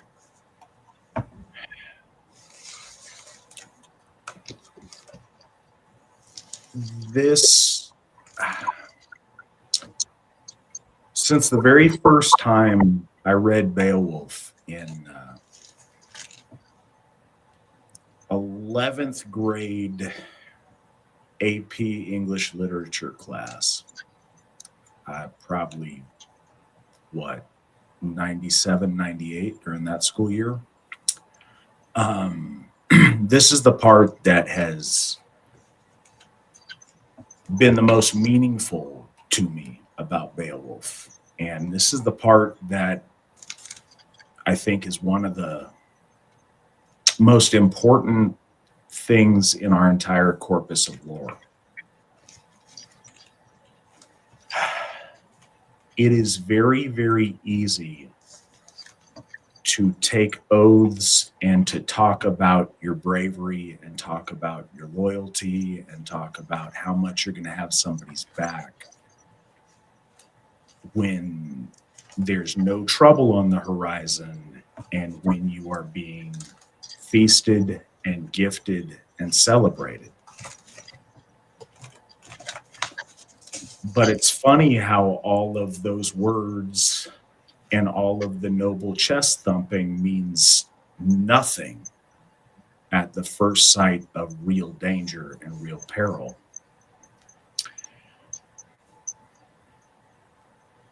And I should say, means nothing to the churl. It means everything to Wiglaf. It's difficult to listen to this passage because I've seen this amongst our people a lot. And I'm looking over in the chat room and I see it. We always do this. People want to talk about the big nose little hat tribe, but the enemies of our folk are our own people. That's blood turns to water when things get real. We have been more hurt by the cowardice of our own folk and our own leaders than we have by any external force or foreign people. And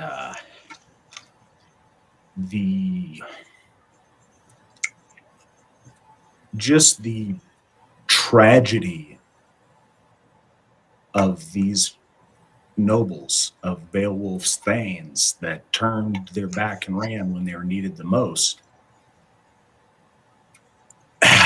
it stands out, and it is difficult. It's difficult to read. It's difficult to hear for me. But I've always, the hero of this poem to me is not Beowulf. The hero of this poem is Wiglaf. Without the celebration, without the teams of liveried, armored horses and buckets of gold and kingdoms, he stood with his king. He helped his king up. He held his king when his king was too weak to carry on the fight. And he stood true with his king till the end. And that's very, very rare. And it's one of the things I like so much about this is that it, I'm sorry, guys. Those of you who know, in my time as Alshiro Gothi of the Asatru Folk Assembly, I have seen a lot of betrayal. So it hits a little close to home on some of these things. But Wiglaf stood the test. He was there with his king. At his king's death, he fought side by side, holding up his king against the dragon. To me, Wiglaf will always be the hero of this poem. And it's why I wanted to do this whole series. And yeah, I think it is. I can't overstress how important it is. That's all I got. Thank you, sir. All right, we are going to move into fits 38 and 39. Hang in there, guys. We're almost done. I promise. We've got a total of, I think, 43 fits, so we're about there. All right. And so I have heard the son of Weston quickly obeyed the command of his languishing war-weary lord. He went into the chainmail under the rock-piled roof of Barrow, exulting his triumph, and saw beyond the seat a treasure trove of astonishing richness, wall hangings that were wonders to behold, glittering gold spread across the ground, an old dawn-searching serpent's den packed with the goblets and vessels from the past, tarnishing and corroding, rusty helmets all eaten away, armbands everywhere, artfully wrought. How easily treasure buried in the ground, gold hidden, however skillfully can escape from any man. And he saw too a standard entirely of gold, hanging high over the hoard, a masterpiece of filigree. It glowed with a light so he could make out and ground his feet and inspect the valuables.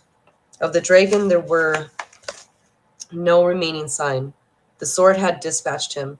Then the story goes, a certain man plundered the hoard in the immemorial how, filled his arms with flagons and plates, anything he wanted, and took the standard also, most brilliant of banners. Already the blade of the king's old sharp killing sword had done its worst. The one who had for long minded the hoard and hovering over the gold, unleashing the fires, surging forth midnight after midnight, had been mowed down. Wiglaf went quickly, keen to get back, excited by the treasure. Anxiety weighed on his brave heart, and he was hoping he would find the leader of the gates alive where he had left him, helpless earlier on the ground open. So he came to the place carrying the treasure and found his lord bleeding profusely, his life at an end. Again he began to swab his body. The beginnings of an utterance broke out from the king's breast cage. The old lord gazed sadly at the gold. To the everlasting Lord of all, to the King of glory, I give thanks, and I behold the treasure here in front of me. And I have been allowed to leave my people so well endowed on the day I die. Now that I have bartered my last breath to own this fortune, it is up to you to look after their needs. I can hold out no longer. Order my troop to construct a barrow on the headland of the coast after my pyre has cooled. It will loom on the horizon at Ronas and be a reminder among my people, so that in coming times crews under sail will call it Beowulf's Barrow, as they steer ships across the wide, shrouded waters. Then the king in his great heartedness unclasped the collar of gold from his neck and gave it to the young thane, telling him to use it and the war shirt and the gilded helmet well. You are the last of us, the only one left of the Wagamundines. Fate swept us away, sent my whole brave highborn clan to their final doom. Now I must follow them. That was the warrior's last word. He had no more to confide. The furious heat of the pyre would assail him. His soul fled from his breast, and his destined place among the steadfast ones. It was hard then on the young hero, having to watch the one he held so dear there on the ground, going through his death agony. The dragon from underneath his nightmares destroyer lay destroyed as well, utterly without life. No longer would his snake folds ply themselves to safeguard hidden gold. Hard-edged blades hammered out and keenly fled had finished him. So the sky roamer lay there rigid, brought low beside the treasure lodge. Never again would he glitter and glide and show himself off in the midnight air, exulting in his riches. He fell to earth, though, through the battle strength in Beowulf's arm. There were few indeed, as far as I have heard, big and brave as they have been, few who have held out if they had to face the outpourings of that poison breather, or gone foraging on the ring hall floor and found the deep barrow dweller on guard and awake. The treasure had been won, bought and paid for by Beowulf's death. Both had reached the end of the road through the life they had led. Before long, the battle dodgers abandoned the wood, the ones who had let down their lord earlier, the tail-turners, 10 of them together. When he needed them the most, they had made off. Now they were ashamed and came behind shields in their battle outfits, to where the old man lay. They watched Wiglaf, sitting worn out, a comrade shoulder to shoulder with his lord, trying in vain to bring him around with water. Much as he wanted to, there was no way he could preserve his lord's life on earth or alter in the least the Almighty's will. When God judged right would rule and happen to every man as does this day. The stern rebuke was bound to come from the young warrior to ones who had been cowards. Wiglaf, son of Welstan, spoke disdainfully and in disappointment. Anyone ready to admit the truth will surely realize that the Lord of Men who showered you with gifts and gave you the armor you are standing in, when he would distribute helmets and mail shirts to men on the mead benches, a prince treating his thanes in a hall to the best he could find, far or near was throwing weapons uselessly away. It would be sad waste when the war broke out. Beowulf had little cause to brag about his armed guard, yet God, who ordains who wins or loses, allowed him to strike with his own blade when bravery was needed. There was little I could do to protect his life in the heart of the fray, yet I found new strength welling up when I went to help him. Then my sword connected in the deadly assaults, and our foe grew weaker. The fire coursed less strongly from his head. But when the worst happened, too few rallied around the prince.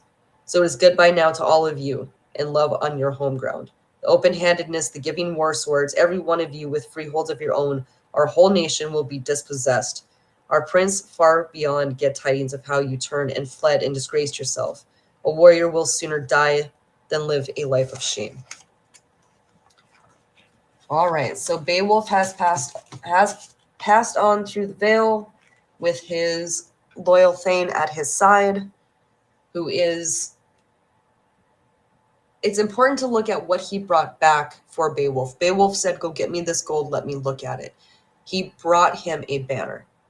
That's significant. He brought him an actual banner of gold, right? Brought him the most beautiful thing he could find. So that also doesn't show just, I went to go grab some pieces. He grabbed the best. Even in death, he is grabbing the best for his lord. And then Beowulf dying, and then him addressing those who turned away. You have nothing, you are nothing. Everything that you had was given to you by Beowulf, and he might as well have just thrown it into the ocean because that is how much it was worth. So he is letting them have it. Before we finish up, sir, is there anything that you want to add on that? No, I think it and Wiglaf speak for themselves on it. It's extremely important, but it's crystal clear. Yeah. All right. So the next thing that we're going to cover, we've got a couple left. So I'm going to read one, and then I'm going to combine the last two. All right. So then he ordered the outcome of the fight to be reported to those camped on the ridge. The crowd of retainers who had sat all morning sat at heart, shield bearers wondering about the man they had loved. Would this day be his last, or would he return? He told the truth and did not balk, the rider who bore news to the cliff top. He addressed them all. Now the people's pride and love, the Lord of the Geats, is laid to his deathbed, brought down by the dragon's attack. Beside him lies the bane of his life, dead from knife wounds. There was no way Beowulf could manage to get the better of the monster with his sword. Wiglaf sits at Beowulf's side, the son of Welstan, living warrior watching by the dead, keeping weary vigil, holding awake for the loved and the loathed. Now war is looming over our nation. Soon it will be known to Franks and Frisians far and wide that the king is gone. Hostility has been great among the Franks since Hygelac sailed forth at the head of the war fleet into Friesland. There the Hetware harried and attacked and overwhelmed him with great odds. The leader in his war gear was laid low, fell amongst the followers. That lord did not favor his company with soils. Merovingian kings have been an enemy to us ever since, nor do I expect peace or pact keeping of any sort from the Swedes. Remember, at Ravenswood, Ogndau slaughtered Hyacinth. Hrethel's son and the Geat people in their arrogance first attacked the fierce shield fiends. The return blow was quickly struck by Othair's father. Old and terrible, he felled the Sea King and saved his own aged wife, the mother of Nella and of Othair. bereft of her gold rings. Then he kept hard on the heels of the foe and drove them, leaderless, lucky to get away, in desperate rout into Ravenswood. His army surrounded the weary remnant, where they nursed their wounds all through the night. He howled threats at those hurtled survivors, promised to axe their bodies open when dawn broke, dangle from the gallows to feed the birds. But at first light, when their spirits lowers, relief arrived. They heard the sound of Hygelath's horn, his trumpet calling as he came to find them, the hero in pursuit at hand with the troops. The bloody swath and the Swedes and the Geats cut through each other and was everywhere. No one could miss their murderous feuding. The old man made his move, pulled back, barred his people in. Angthaus withdrew with higher ground. Hygelath's pride and prowess as a fighter were known to the Earl. He had no confidence that he could hold out against the horde of the seamen, defend his wife and the ones he loved from the shock of the attack. He retreated for shelter behind the earth wall. Then Hygelath swooped on the Swedes at bay as banners swarmed into their refuge. His Geat forces drove forward to destroy the camp. There in his gray hairs, Ognthau was cornered, ringed around his swords, and it came to pass that the king's fate was in Elfor's hands, and in his alone. Wulf, a son of Wanred, went for him in anger, split him open so that blood came spurting from under his hair. The old hero still did not flinch, but parried fast. His back hit back with a harder stroke, and the king turned and took him. Then Wanred's son, the brave Wulf, could land no blow against the aged lord. Ognthau divided his helmet so that he bucked and bowed his bloodied head and dropped to the ground, but his doom held off. Though he was cut deep, he recovered again. With his brothers down, the undaunted Ephor, Hygelath's thing, hefted his sword and smashed murderously at the massive helmet past the lifted shield, and the king collapsed. The shepherd of the people was sheared for life. Many then hurried to help Wulf, bandaged and lifted him now that they were left masters of the blood-soaked battleground. One warrior stripped the other, looted Angthau's iron mail coat. His hard sword held his helmet too, and carried the great King Hygelath. He accepted the prize, promised fairly the reward would come, and kept his word. For their bravery and action when they arrived home, Elfor and Wulf were overloaded by Hrethel's son, Hygelath the Geat, with gifts of land and linked rings that were worth a fortune. They had won glory, so there is no gainslaying his generosity, and he gave Ephor and his only daughter to bide a home with him, and honor and bond. So this bad blood between us and the Swedes, this vicious feud, I am convinced, is bound to revive. They will cross our borders and attack the force when they find out that Beowulf is dead. In days gone by, when our warriors fell and were undefended, he kept our coffers and our kingdom safe. He worked for the people, but as well as that, he behaved like a hero. We must hurry now to take a last look at the king and launch him lord and lavisher of rings on the funeral road. His royal pyre will melt no small amount of gold. Heaped there in the hoard, it was bought at heavy cost, and that pile of rings he paid for at the end with his own life will go up with the flame. He furled in fire, treasure no follower will wear in his memory, nor a lovely woman link and attach as a torque around his neck, but often, repeatedly, in the path of exile, they shall walk bereft, bowed under woe, not that their leader's laugh is silenced, high spirits quenched. Many a spear dawn cold to touch will be taken down and waved on high. The swept harp won't waken warriors, but the raven winging darkly over the doomed will have news. Tidings for the eagle of how he hoped and ate, how the wolf and he had made short work of the dead. Such was the drift of the dire report that the gallant man delivered. He got a little wrong in what he told and predicted. The whole troop rose in tears. They took their way to the uncanny scene under Aranus. There on the sand where his soul had left him, they found him at rest, their ring-giver from days gone by. The great man had breathed his last. Beowulf the king was indeed met with marvelous death. But what they first saw was far stranger. The serpent on the ground, gruesome and vile, lying facing him. The fire dragon was scarcely burnt, scorched all colors. From head to tail, his entire length was 50 feet. He had shimmered forth in the night air once and winged back down to the den, but death owned him now, and he would never enter his earthly gallery again.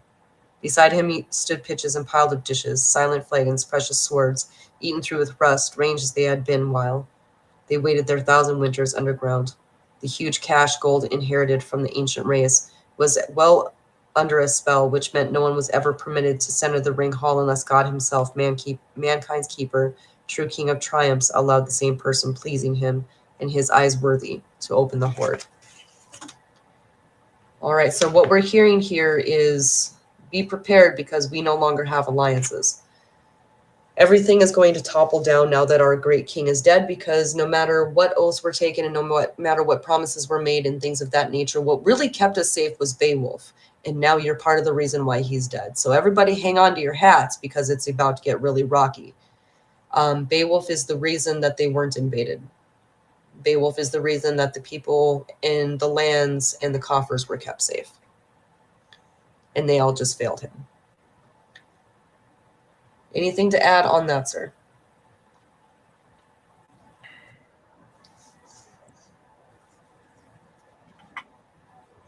No, just they didn't all fail him. One didn't. But one. And All but one. all but one. The idea of that and the idea of the kin fence, the idea is when we stand strong, we stand together, and we stand united, external forces are much less likely to break in. But once the line breaks and folks turn and run, then it's just a matter of the foe riding you down as fast as he can get to you and you trying to hide under stuff. And we see that millions of times, but that's why if you, in the First World War, if everybody else is about to go over and you decide to turn and run, they shoot you. Because once the running starts, it doesn't stop. And that's the thing. Courage presents an impenetrable face if it's maintained. But the second it falters, it's got nothing from the back. And I think something we see today very often with people is the biggest, the loudest, the most tell you how great of a warrior they are. They turn and run before they even contemplate the odds. Every time you turn and run, we all lose. Sometimes if you stand and fight, we win. Maybe even often. It'd be nice to find out. But unfortunately, we see this time and time again. We see it, obviously we saw this in Beowulf's day. We've seen it throughout our history. It's not new, but I think it is highly relevant. We see it around us all the time in different forms. And this is why I thought it was so important to mention with, especially with the thing in the chat. It's very easy to look outside and blame other things, other groups of people, folks that we have no ability to do anything about. But honestly, if you look at times that we lose and bad things happen to us, it's not because of the other team. It's because our own people lack the courage, lack the conviction, and lack the loyalty. And we can't stress it enough. It is an unfortunate truth, and it's something that that's the thing. It's one of those, we have so many things in life to look out at and gnash our teeth and shake our fist at that we can do nothing about. Each one of us can work on courage. Each one of us can work on loyalty. Each one of us individually can make the whole better by doing these things instead of by sitting in the basement and complaining about people across the world or across the country that do things we don't like.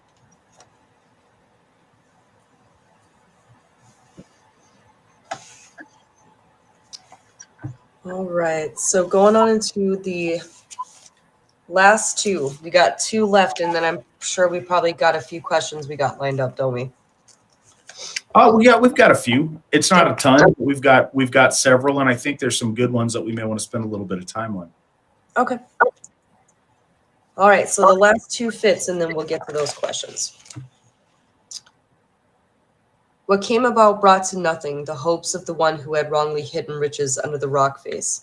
First the dragon slew the man among men, who in turn made fierce amends and settled the feud. Famous for his deeds a warrior may be, but it remains a mystery where his life will end, when he may no longer dwell in the mead hall among his own. So it was with Beowulf. When he faced the cruelty and the cunning of the mound guard, he himself was ignorant of how his departure from the world would happen. The high-born chief who had buried the treasure declared it until doomsday so accursed that whoever robbed it would be guilty of wrong and grimly punishment for the transgressions, passed from the hell bonds in the heathen shrines. Yet Beowulf's gaze at the gold treasure when he first saw it had not been selfish. Wiglaf, son of Welsten, spoke. Often when one man follows his own will, many are hurt. This happens to us. Nothing we advised could ever convince the prince we loved, our land's guardian, not to vex the custodian of the gold. Let him lie where he is long accustomed, lurk there under the earth until the end of the world. He held to his high destiny. The hoard is laid bare, but at a grave cost. It was too cruel a fate that forced the king to that encounter. I have been inside and seen everything amassed in the vault. I managed to enter, although no great welcome awaited me under the earth wall.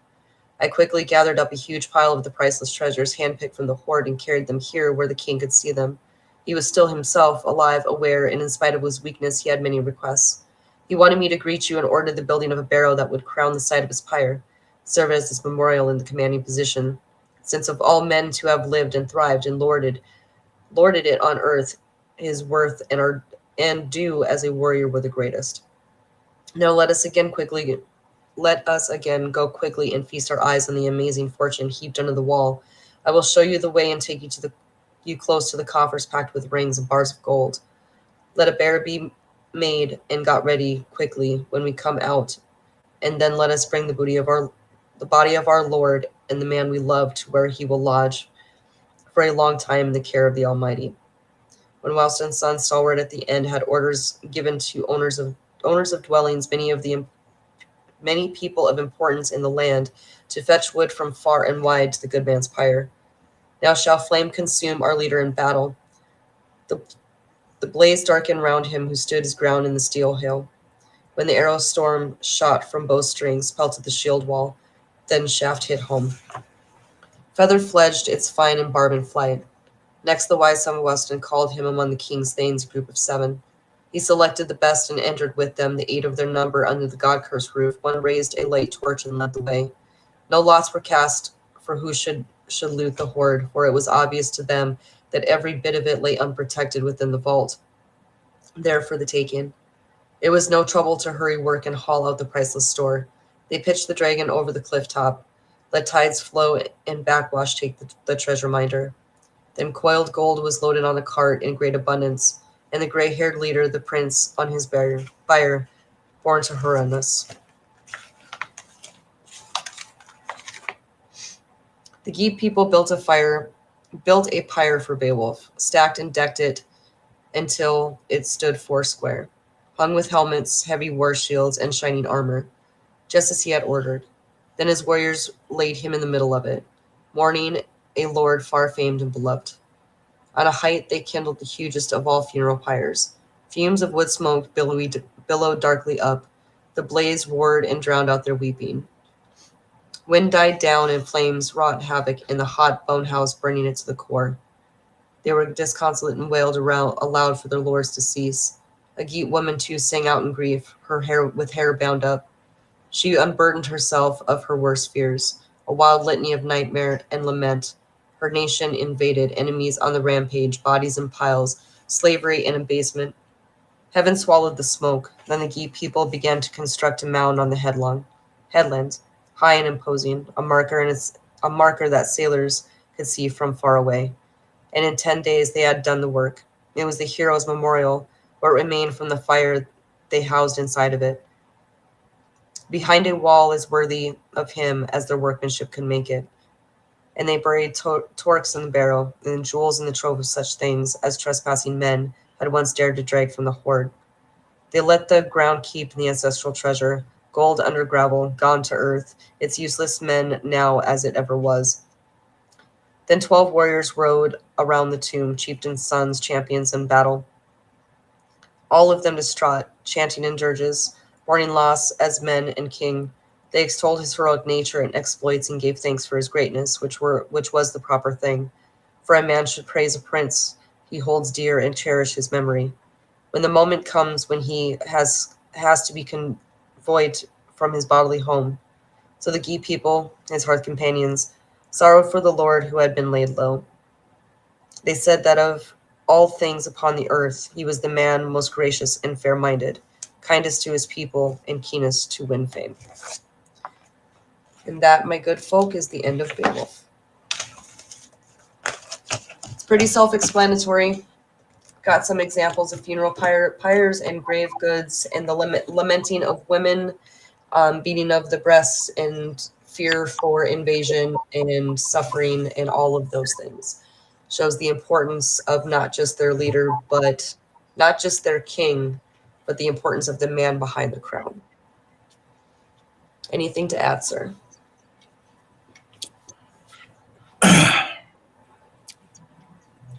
Yeah, thank you so much, Brandy. Thank you for doing this for us for these, these 3 episodes. It's really nice. You actually reading the poem as well as breaking it down and explaining it. We've all really, really appreciated that. Thank you for doing that.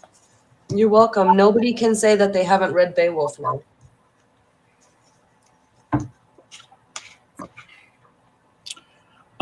So with that, let's get to the question and answer portion of our program, because we do have some questions lined up.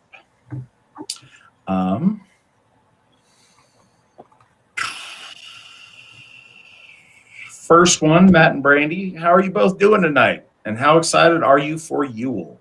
Brandy, how you doing? And how excited are you for Yule on a scale of 1 to 10? On a scale of 1 to 10, I am doing outstanding. And I am on a 10 excited for Yule, because Yule for Baldershoff is not this weekend, but next weekend. And it's not our big showcase event, but it's actually one of our events, and it's actually my favorite event.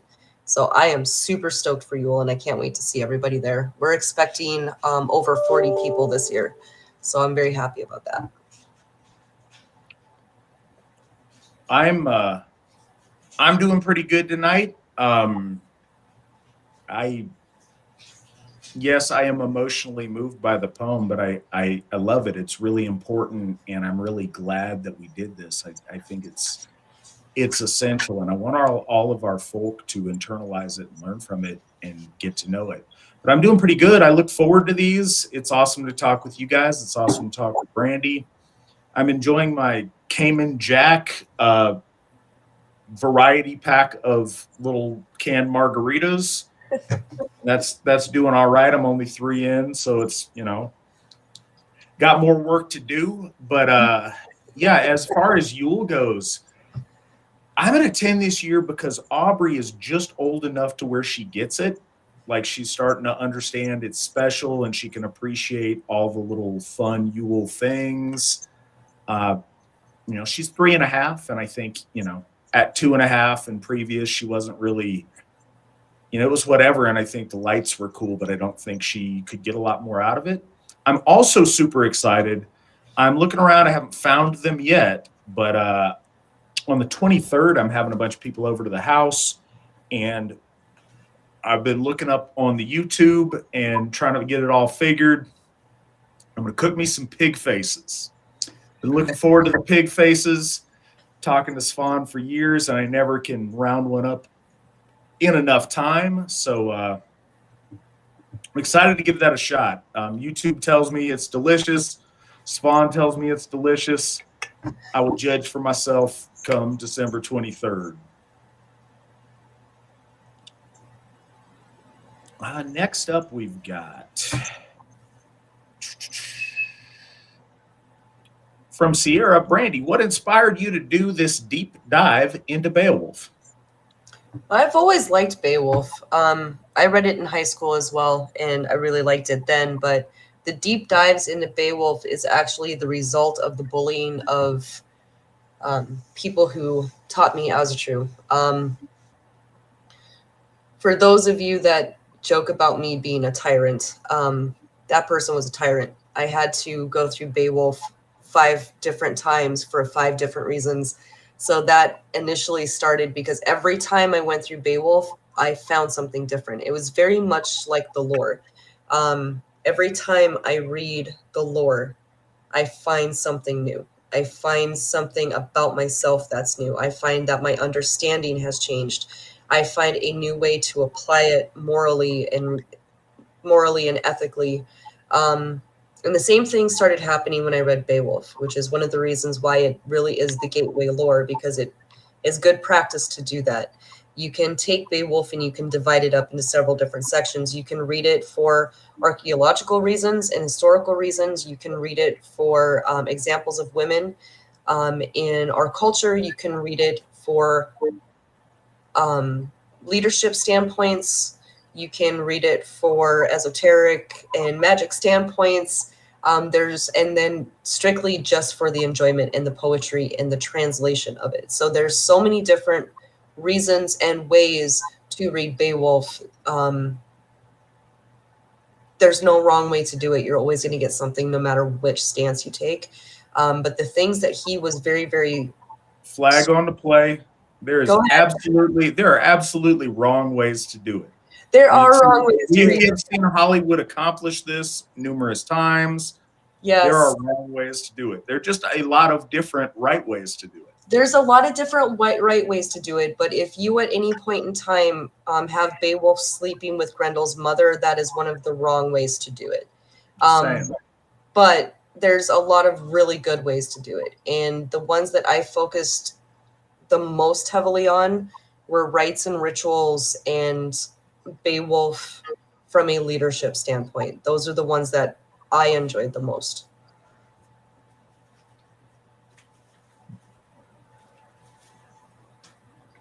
All right. And then a follow-up question also from Sierra. What portion of Beowulf sticks out to you the most symbolically and why? This one, I believe, is still to you, Brandy, and I already said mine anyway. It's really hard to pinpoint one specific thing for me.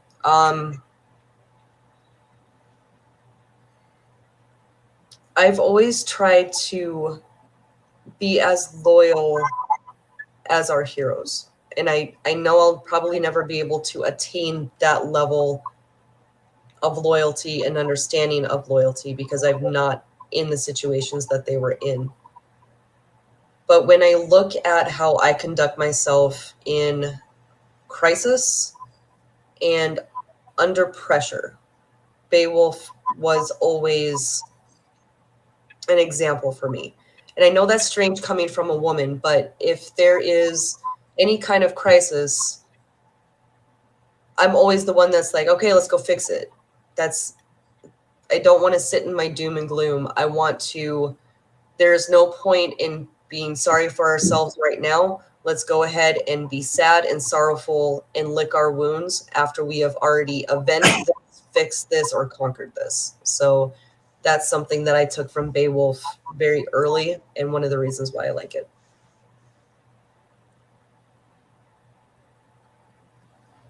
All right.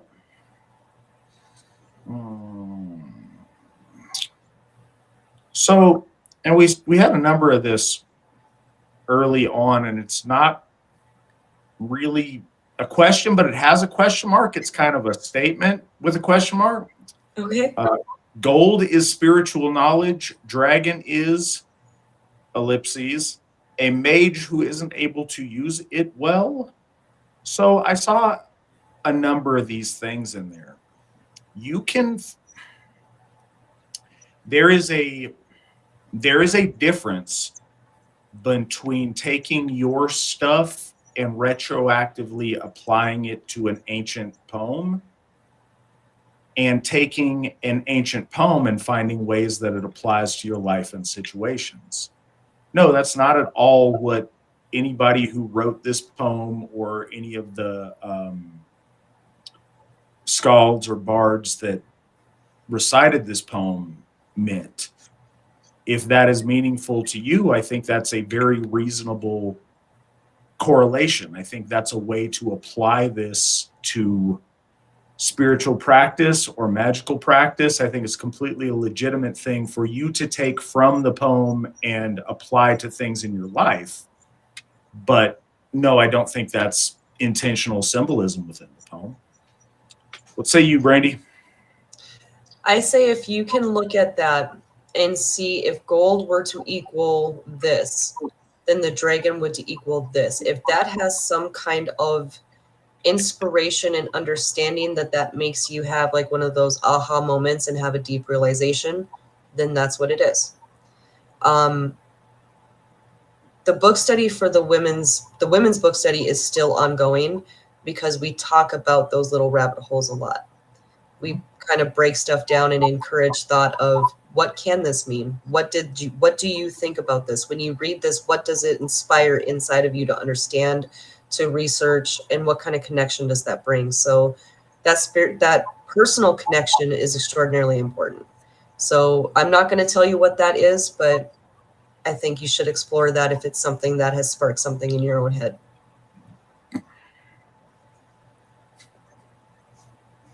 So Trent asks you, Brandy, okay, and he leads with that. Brandy, have your many readings faux Beowulf finally convinced you of the eternal truth that is Anglo supremacy? You know what, Trent? Perhaps you and I should have a conversation about that. I'm just gonna leave it with one folk, one fight. So you and I will discuss that on the side, sir. With perhaps a meme exchange. I would like to note that though this is the earliest piece of epic English literature, it is written about Danes and events in Denmark. And I don't know if the typos are attributed to Trent or to our producer. So I suppose that's out there also. Okay, here's the meat and taters. Brennicus, I don't know if you are still here. I hope that you are. I told you I'd answer the question, and I will. And I think it's really important. And I hope I still remember the various things that I wanted to say when I first saw it. He says, why convert to paganism in the first place? Hey, awesome. He is in the chat room. Thank you for sticking around.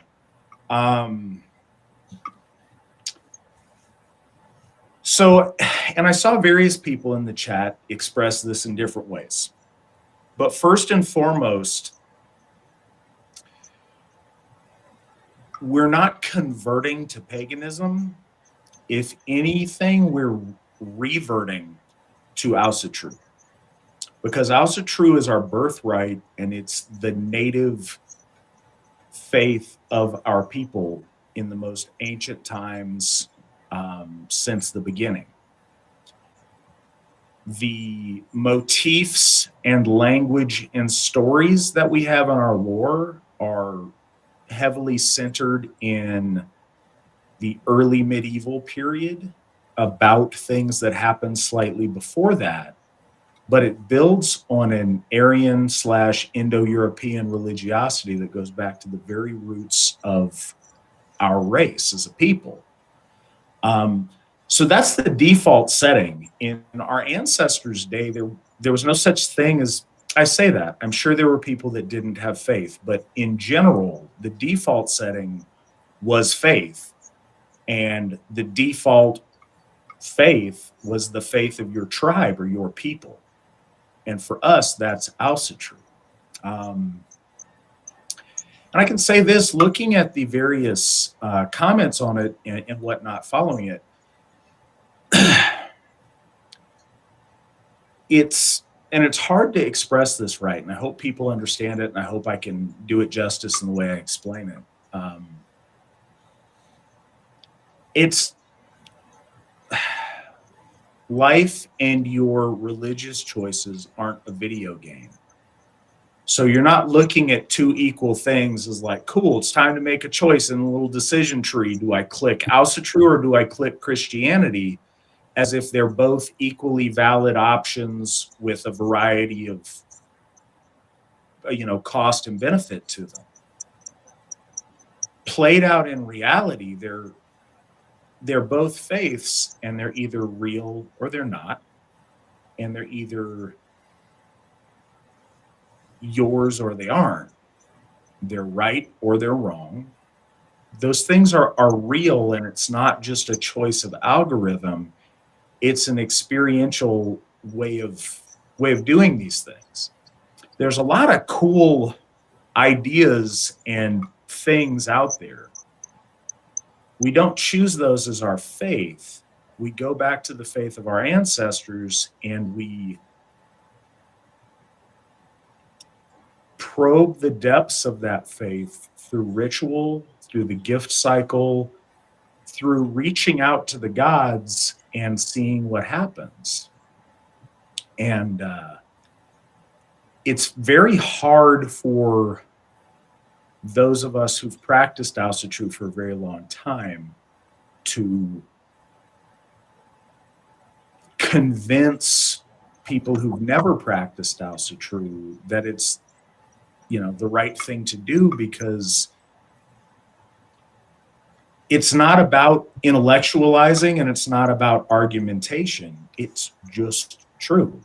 These are our gods, and when we reach out, they bless us, and we've experienced those blessings in our lives for a long way. I talk on this show a lot, and I don't fault you if this is your first time hearing it, but something that's a recurring theme on here is talking about the coolest thing as a Gothi is when we are able to see in the eyes of people that moment where this becomes real to them.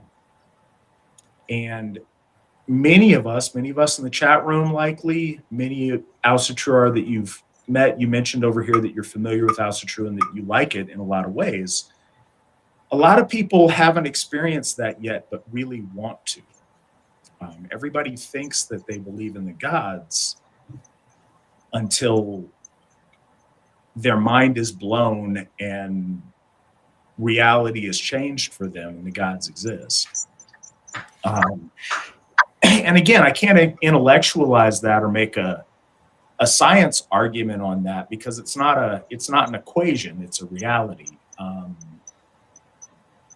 But it's night and day between when you wanted this to be true, you hoped it would be true, you were just going to believe that it's true until it is undisputedly true, and how could you have ever thought anything different? And those moments, there's a lot of things I think I do good as a Gothi, but I can't pull that rabbit out of the hat all the time. But sometimes,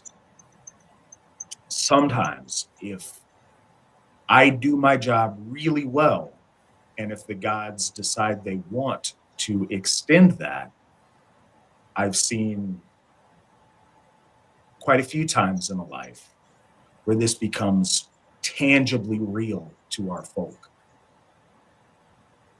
That's the thing. As much as we get on here and discuss or could come up with arguments, at the end of the day, I know my gods are real. They've blessed me in my life too many times and in too many ways that I can't deny it or unfeel that that's the truth. So then once it's a real decision between something that is real, tangible, and comes from your folk, and things that aren't, the decision gets a little bit easier. Another thing, this is ours. Other folk relate to other gods in their own very unique way. We relate to our gods in a very specific way that's related to our people and who we are and where we come from.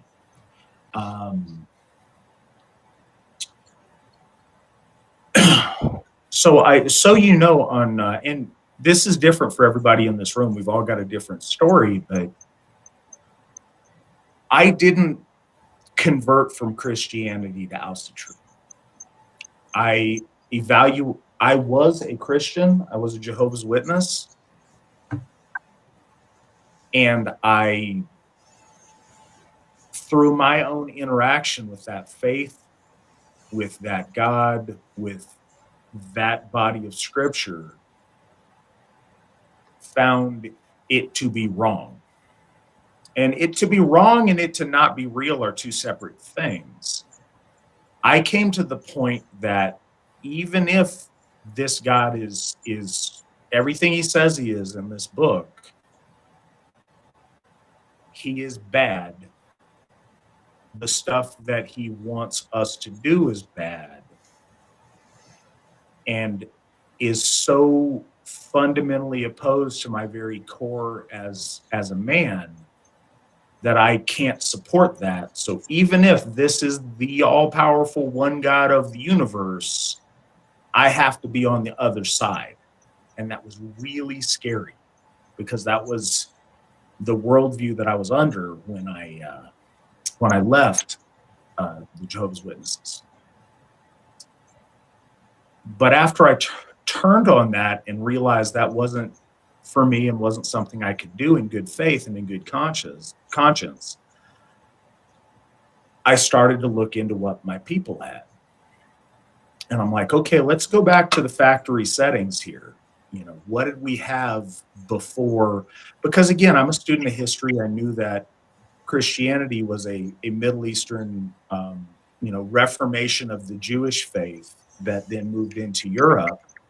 Well, what did European people have before this Middle Eastern faith came into Europe? And that's when I found Asatru, and I found it in an ancient sense. And I didn't know other people did this at the time it was 2001. I didn't know other people did this. But I was trying to look for ways that maybe our ancestors did, or just to figure it out starting fresh, when I found the AFA. And the AFA was a while ago. So the AFA was only officially 6 years old at that point. And I discovered that there were other people who did this in the real world and in today's world. That's what led me here. And it has changed my life for the better in so many ways. It has brought me my family, my wife, my daughter, my friends, everything that I have that's of value, I owe to the relationship that I've worked very hard to build with my gods and with my folk through the context of Asatru. Through ritual and through interaction, I couldn't possibly entertain the thought that my gods weren't real and weren't interacting with me when I tried to interact with them. I know that they are with every fiber of my being. And given enough time, and again, this is never going to occur to someone if they're intellectualizing by themselves in isolation. Because faith isn't about fear. I say faith, it's not even that. Religion isn't about isolated speculations.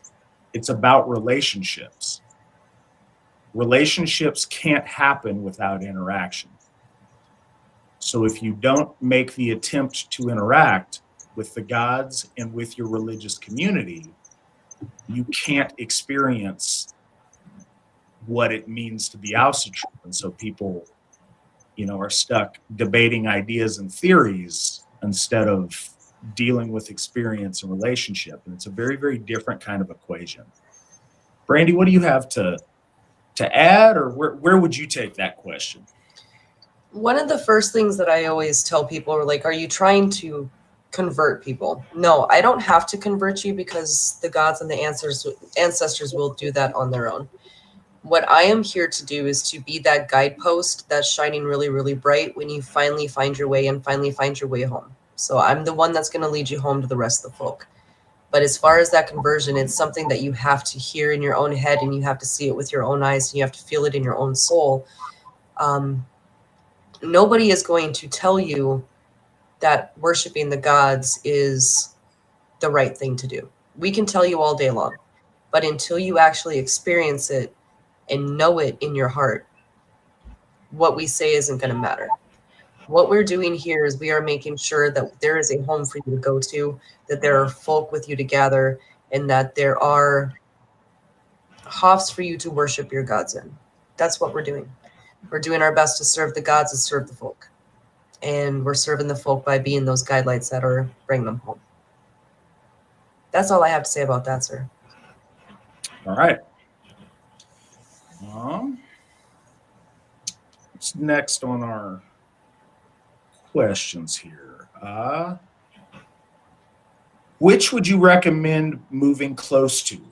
Your local Hof or prioritizing Sigerheim? I think that is a... So this is absolutely something that's come up and been thought about. And I think it's a false dichotomy because we are dealing with scale. The answer between those questions is going to be based heavily on the individual's circumstance. So we have a lot of people that are very tied to where they are, that have a different career path, a different, idea of what they want.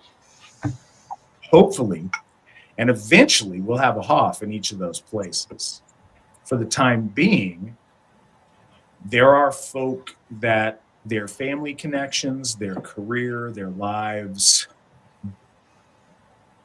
center them in certain locations or make certain locations more palatable than others. And so I think that the choice is all of those depending on your circumstance. What I want is for our folk to pick up where they are and move closer to one another the best that they can. I want that to happen in Jackson County, Tennessee, at Sigerheim, absolutely, because that's what I'm doing. But I also want that to happen in Murdoch, Minnesota. I want that to happen in Brownsville, California. I want it to happen in White Springs, Florida, and I want it to happen in Linden, North Carolina. And I want it to happen in wherever Ohio or Pennsylvania that Phrasehoff lands. And I want it in wherever we end up putting Braggy's Hof when it's that time. All of those things are a great positive thing for us to rally behind. And I don't really think it's a this or that choice. Keep them all in the mix and figure out what. So assuming that you're asking because you're looking for stuff to do with your life, figure out which of those places that we currently have best suits the needs of you, your family, your career, the things that you have going that you value, and go there. Any of those options is better than not going to those places. And that's what I've got on it. What are your thoughts on that, Brandy? I think you should go wherever the folk are, right? So we've had actually several people that have moved to be closer to Hofs. We have several people who are going to be moving to Sigerheim. Go where your folk are. So go where you're comfortable, go with what's going to suit you and your family. But we need people at all of those locations. The temple is to the god, but it needs to be tended by the folk. So wherever your heart calls you, I suggest you go there.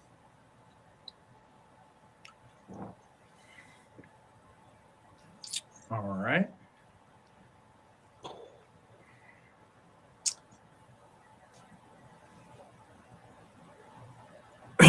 So Super Honky asks, do you guys have an AFA calendar? Yes, absolutely. They posted the link. Nick can post a link again of the official AFA calendar. Get yours today so you get it in time for the new year. That being said, I don't really know the depth of the question. I'm not sure the secret identity of the Super Honky, nor what his powers are that he gets with the title. I'm curious about that. That said, So Nick just put up the different websites for each of our Hoffs. There is a calendar on the homepage of each of those sites, as well as a more detailed calendar in the links that tells you stuff going on in those different Hoff districts. So check those out if the reason you're asking is because you're looking for events near you, because we absolutely have those calendars as well, and they're maintained on each of those sites that Nick has up there. Yeah, so we've got, depending on what you're looking for, we've got physical calendars on sale now, and we also have calendars that populate your local events on each of our websites.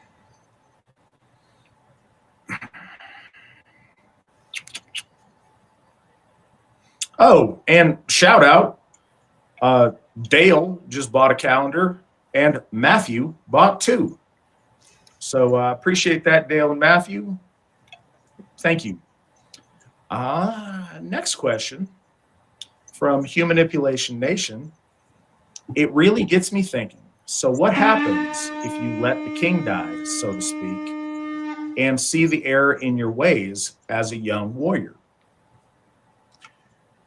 So here is the unfortunate reality that we exist in.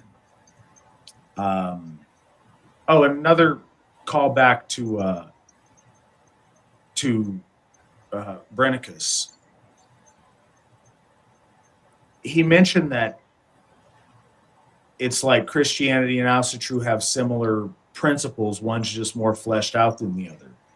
It's not true, and this is one of the ways that it's not true. So Christianity is anti this life with the idea of storing up treasures in heaven for the next life.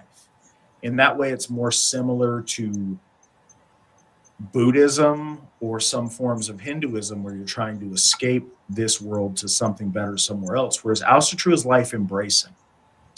The other thing is Asatru is very embracing of natural law, and it doesn't violate it in the way that Christianity does, which brings me to this.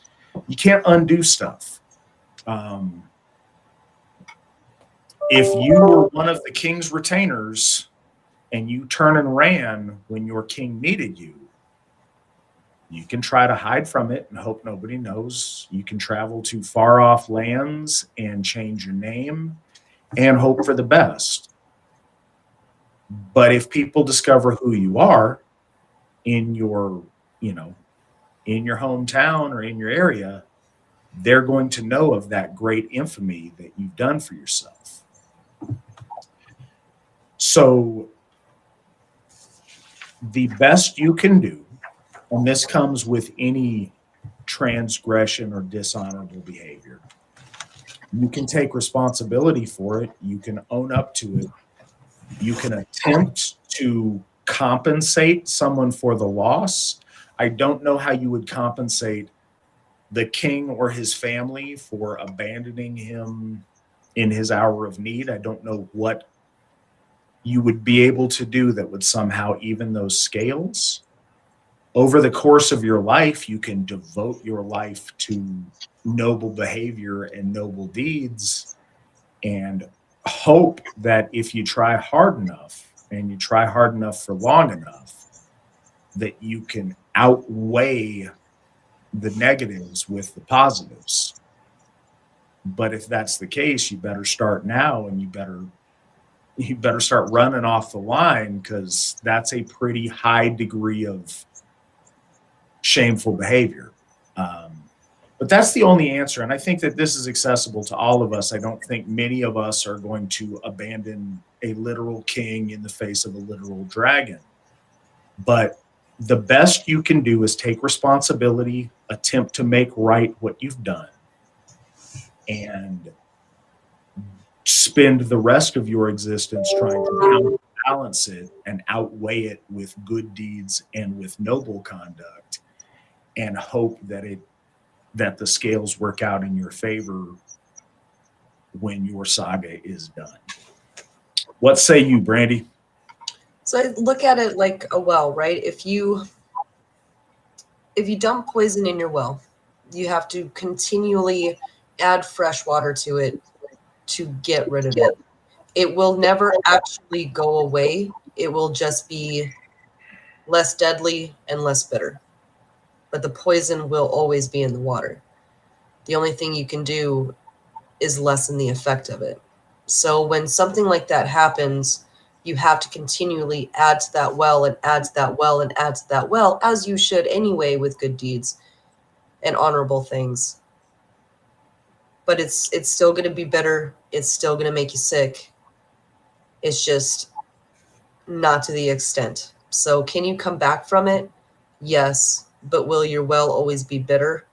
Yes. That's my opinion. And of course, all of that scales up. We all are imperfect and put less than great stuff in our wells. But hopefully, the idea is to fill it with enough great things that it overpowers the not great things that we put in it, and to try as best as we can to put as few crappy things in there as we can. Another question from Brennicus. What is a dragon? I suppose, oh, actually, before I do that, sorry, I will get to the question 1 second. Hoff Anon donated $20 to us. We appreciate that. Late to the show, just wanted to donate, so chat knows Odin's Hoff is the best Hoff. The horn doesn't lie. Happy Come on, everyone. go. Hey, thank you Come for on, the Baldersoft. $20. We appreciate it. Come on, Baldersoft, where are you at? So I'm saying, I mean, Odin's Hoff is the best Hoff. That's just going to have to stand for right now. I'll update you accordingly. So what is a dragon? That is a interesting question, because in what context? What is a dragon is a really interesting thing, because so what is a dragon in literature? I think we've talked about that a lot, at least how it's explained very often in Northern European literature. It is a malignant, cancerous manifestation of greed and the hoarding and not distributing of things. Something else I think is a really important theme. Motion, or the lack thereof. In all of our lore and all of our belief, everything is about motion. The sun and the moon have to stay in constant motion because they're chased by two wolves that will overtake them and eat them if they don't.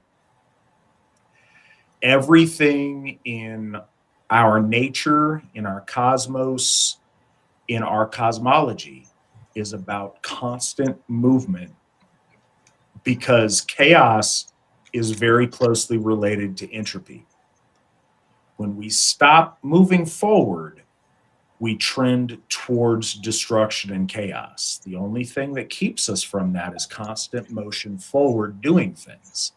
It is part of the overall theme of why this program is called Victory Never Sleeps. If you want to keep winning, you got to keep doing. When you rest, that's when rot takes in. So that's a big, big part of it. Dragons are the manifestation of that chaos of hoarding and stopping with your mound of gold, instead of investing it, circulating it, making use of it. What are dragons otherwise? It's a fascinating question, because there's dragons in so very, very many different ancient people's conceptions of things. The theme of dragons is so widespread and so worldwide that it raises a lot of really interesting questions on what the genesis, forgive me for using a biblical term, what the what the origin of dragons truly are in the experience of mankind in ancient times. And I think it's really, really interesting, and you can go down interesting rabbit holes on that, and the subject is very fascinating. But that's something interesting, is just how pervasive in the existence of sentient earth fauna that dragons are. What are your thoughts, Brandy? As far as what dragons are, this is actually kind of fun because our people have never been stupid. We have always been innovative. We have always been smart. We could always figure things out. And there is a really good possibility. So I'm going to go off on a rabbit hole. You guys can judge me in the chat if you want to. That's fine. We cannot possibly have been the first people ever to find dinosaur bones, right? I'm talking about what are dragons in real. We can't be the first people ever to find the first generation to find dinosaur bones. Like, our people were smart. There was drawings and oral tales, and then we find skeletons of giants, and then we have these great big huge things. I mean, dragons are real, they're just dinosaurs. But what they represent, we kind of covered that a little bit in Beowulf, but also look at how you relate to that dragon and how you can apply that to things that you need to change or things that you need to fight, and you can apply it that way as well. You know what was awesome was Cadillacs and Dinosaurs. That was a cool cartoon, and it brings me back to good times. That said, Gothy Stam would like to know if there were any Krampus beatings this year. Not for me. I'm all right. Krampus didn't come a calling, so I must be doing something okay. And Chocolate Pete did not take my bike or other belongings, so I'm doing all right. What about you, Brandy? Nobody got beat in my house. Everybody got gold coins in their shoes rather than coal, and nobody got hit with the switch, and nobody got the bag put on their head. So it was a good night over here. Excellent. Barry says I've gotten into carving stone. I'm just starting to get practice in it. Love it and already planning on it as a career now. How pie in the sky is it to want to one day make idols for Hoffs? When I build the necessary skills, of course. Not at all. Just stick with it. I mean, we have countless examples of much less technologically sophisticated folks than ourselves doing beautiful stonework back into antiquity. I would love to have a beautiful stone carving at the Hoff, at any of the Hoffs of any of our gods or any of our heroes for that matter. I think that would be amazing. I hope that you do it, and please let me know when you get close in your level of skill to making that happen, because that would be a truly amazing thing. What are your thoughts, Brandy? I would never turn down a statue or artwork or anything at a Hoff. If you paint me, and I'm just going to say it, if you paint me a picture for my Hoff or for your Hoff, I will personally go out there and hang it up. If you send me something that is artwork for the Hoff, I will put it up. If you send me something for an ancestor altar, I will go take it out there. If you send me for something for the Elsie Christensen altar, I will go out there and take it out there for you. I will never turn away the gifts of the folk, especially when they're done out of love and worship of the Aesir, or in remembrance of the ancestors, or in honor of our heroes. So if you have things that want to go out to the Hoff, send them to me. I'll get them out there. I appreciate that. If they are shockingly hideous, I will not let them take up space in our glorious Hoffs. But I think that, you know what? I say that. If you're a grown man and they're shockingly hideous, probably not. If you are a child, then the thought is what counts. Realistically, though, yeah, everything you guys do, if you look at some of the archaeological examples we have in Northern Europe of our stuff, It's very simple. It's very rustic. That's part of the point in the artistry, but the intent carries it so far beyond that. That said, stone is such an interesting medium because if you know how to do it right, we have some of the most beautiful stonework in the Renaissance with, much less technology than we have today, with some of the most intricate folds in fabrics and indication of veins in people's musculature and just ridiculous stuff that they're able to do with marble or other things. So there's so much you can do in the medium of stone, and be it simple or be it complex, I think it would be great to honor our gods with that.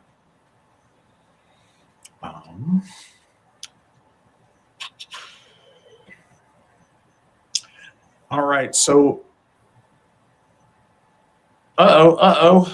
this just in. Hope, new member, $20. Baldershof is the best Hof. Thanks, Hope. Appreciate it.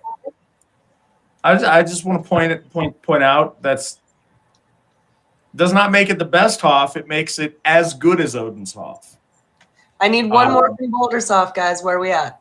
So that makes Balder as good as Odin's Hof. Thor's Hof and Njord's Hof, you guys are slacking. That said, Brandy, thank you so much for doing these. I appreciate you. Our folk appreciate you. We've gotten so much good feedback on this series. Thank you very much. Thanks for having me. All right, guys. Well, I look forward to talking to you guys next week. If for some reason you're busy with, hopefully for a great reason, if you're with family and friends this month and you miss the next couple, keep in mind they come out on Friday as a podcast, but on Spotify, but also you can listen to this anytime. You can send friends and family. This is an amazing thing to listen to during the holidays with friends and family. But either way, I hope you guys have a great Yule, and I'm looking forward to talking to you guys next week. Until then, hail the gods, hail the folk, hail the AFA, and remember that victory never sleeps.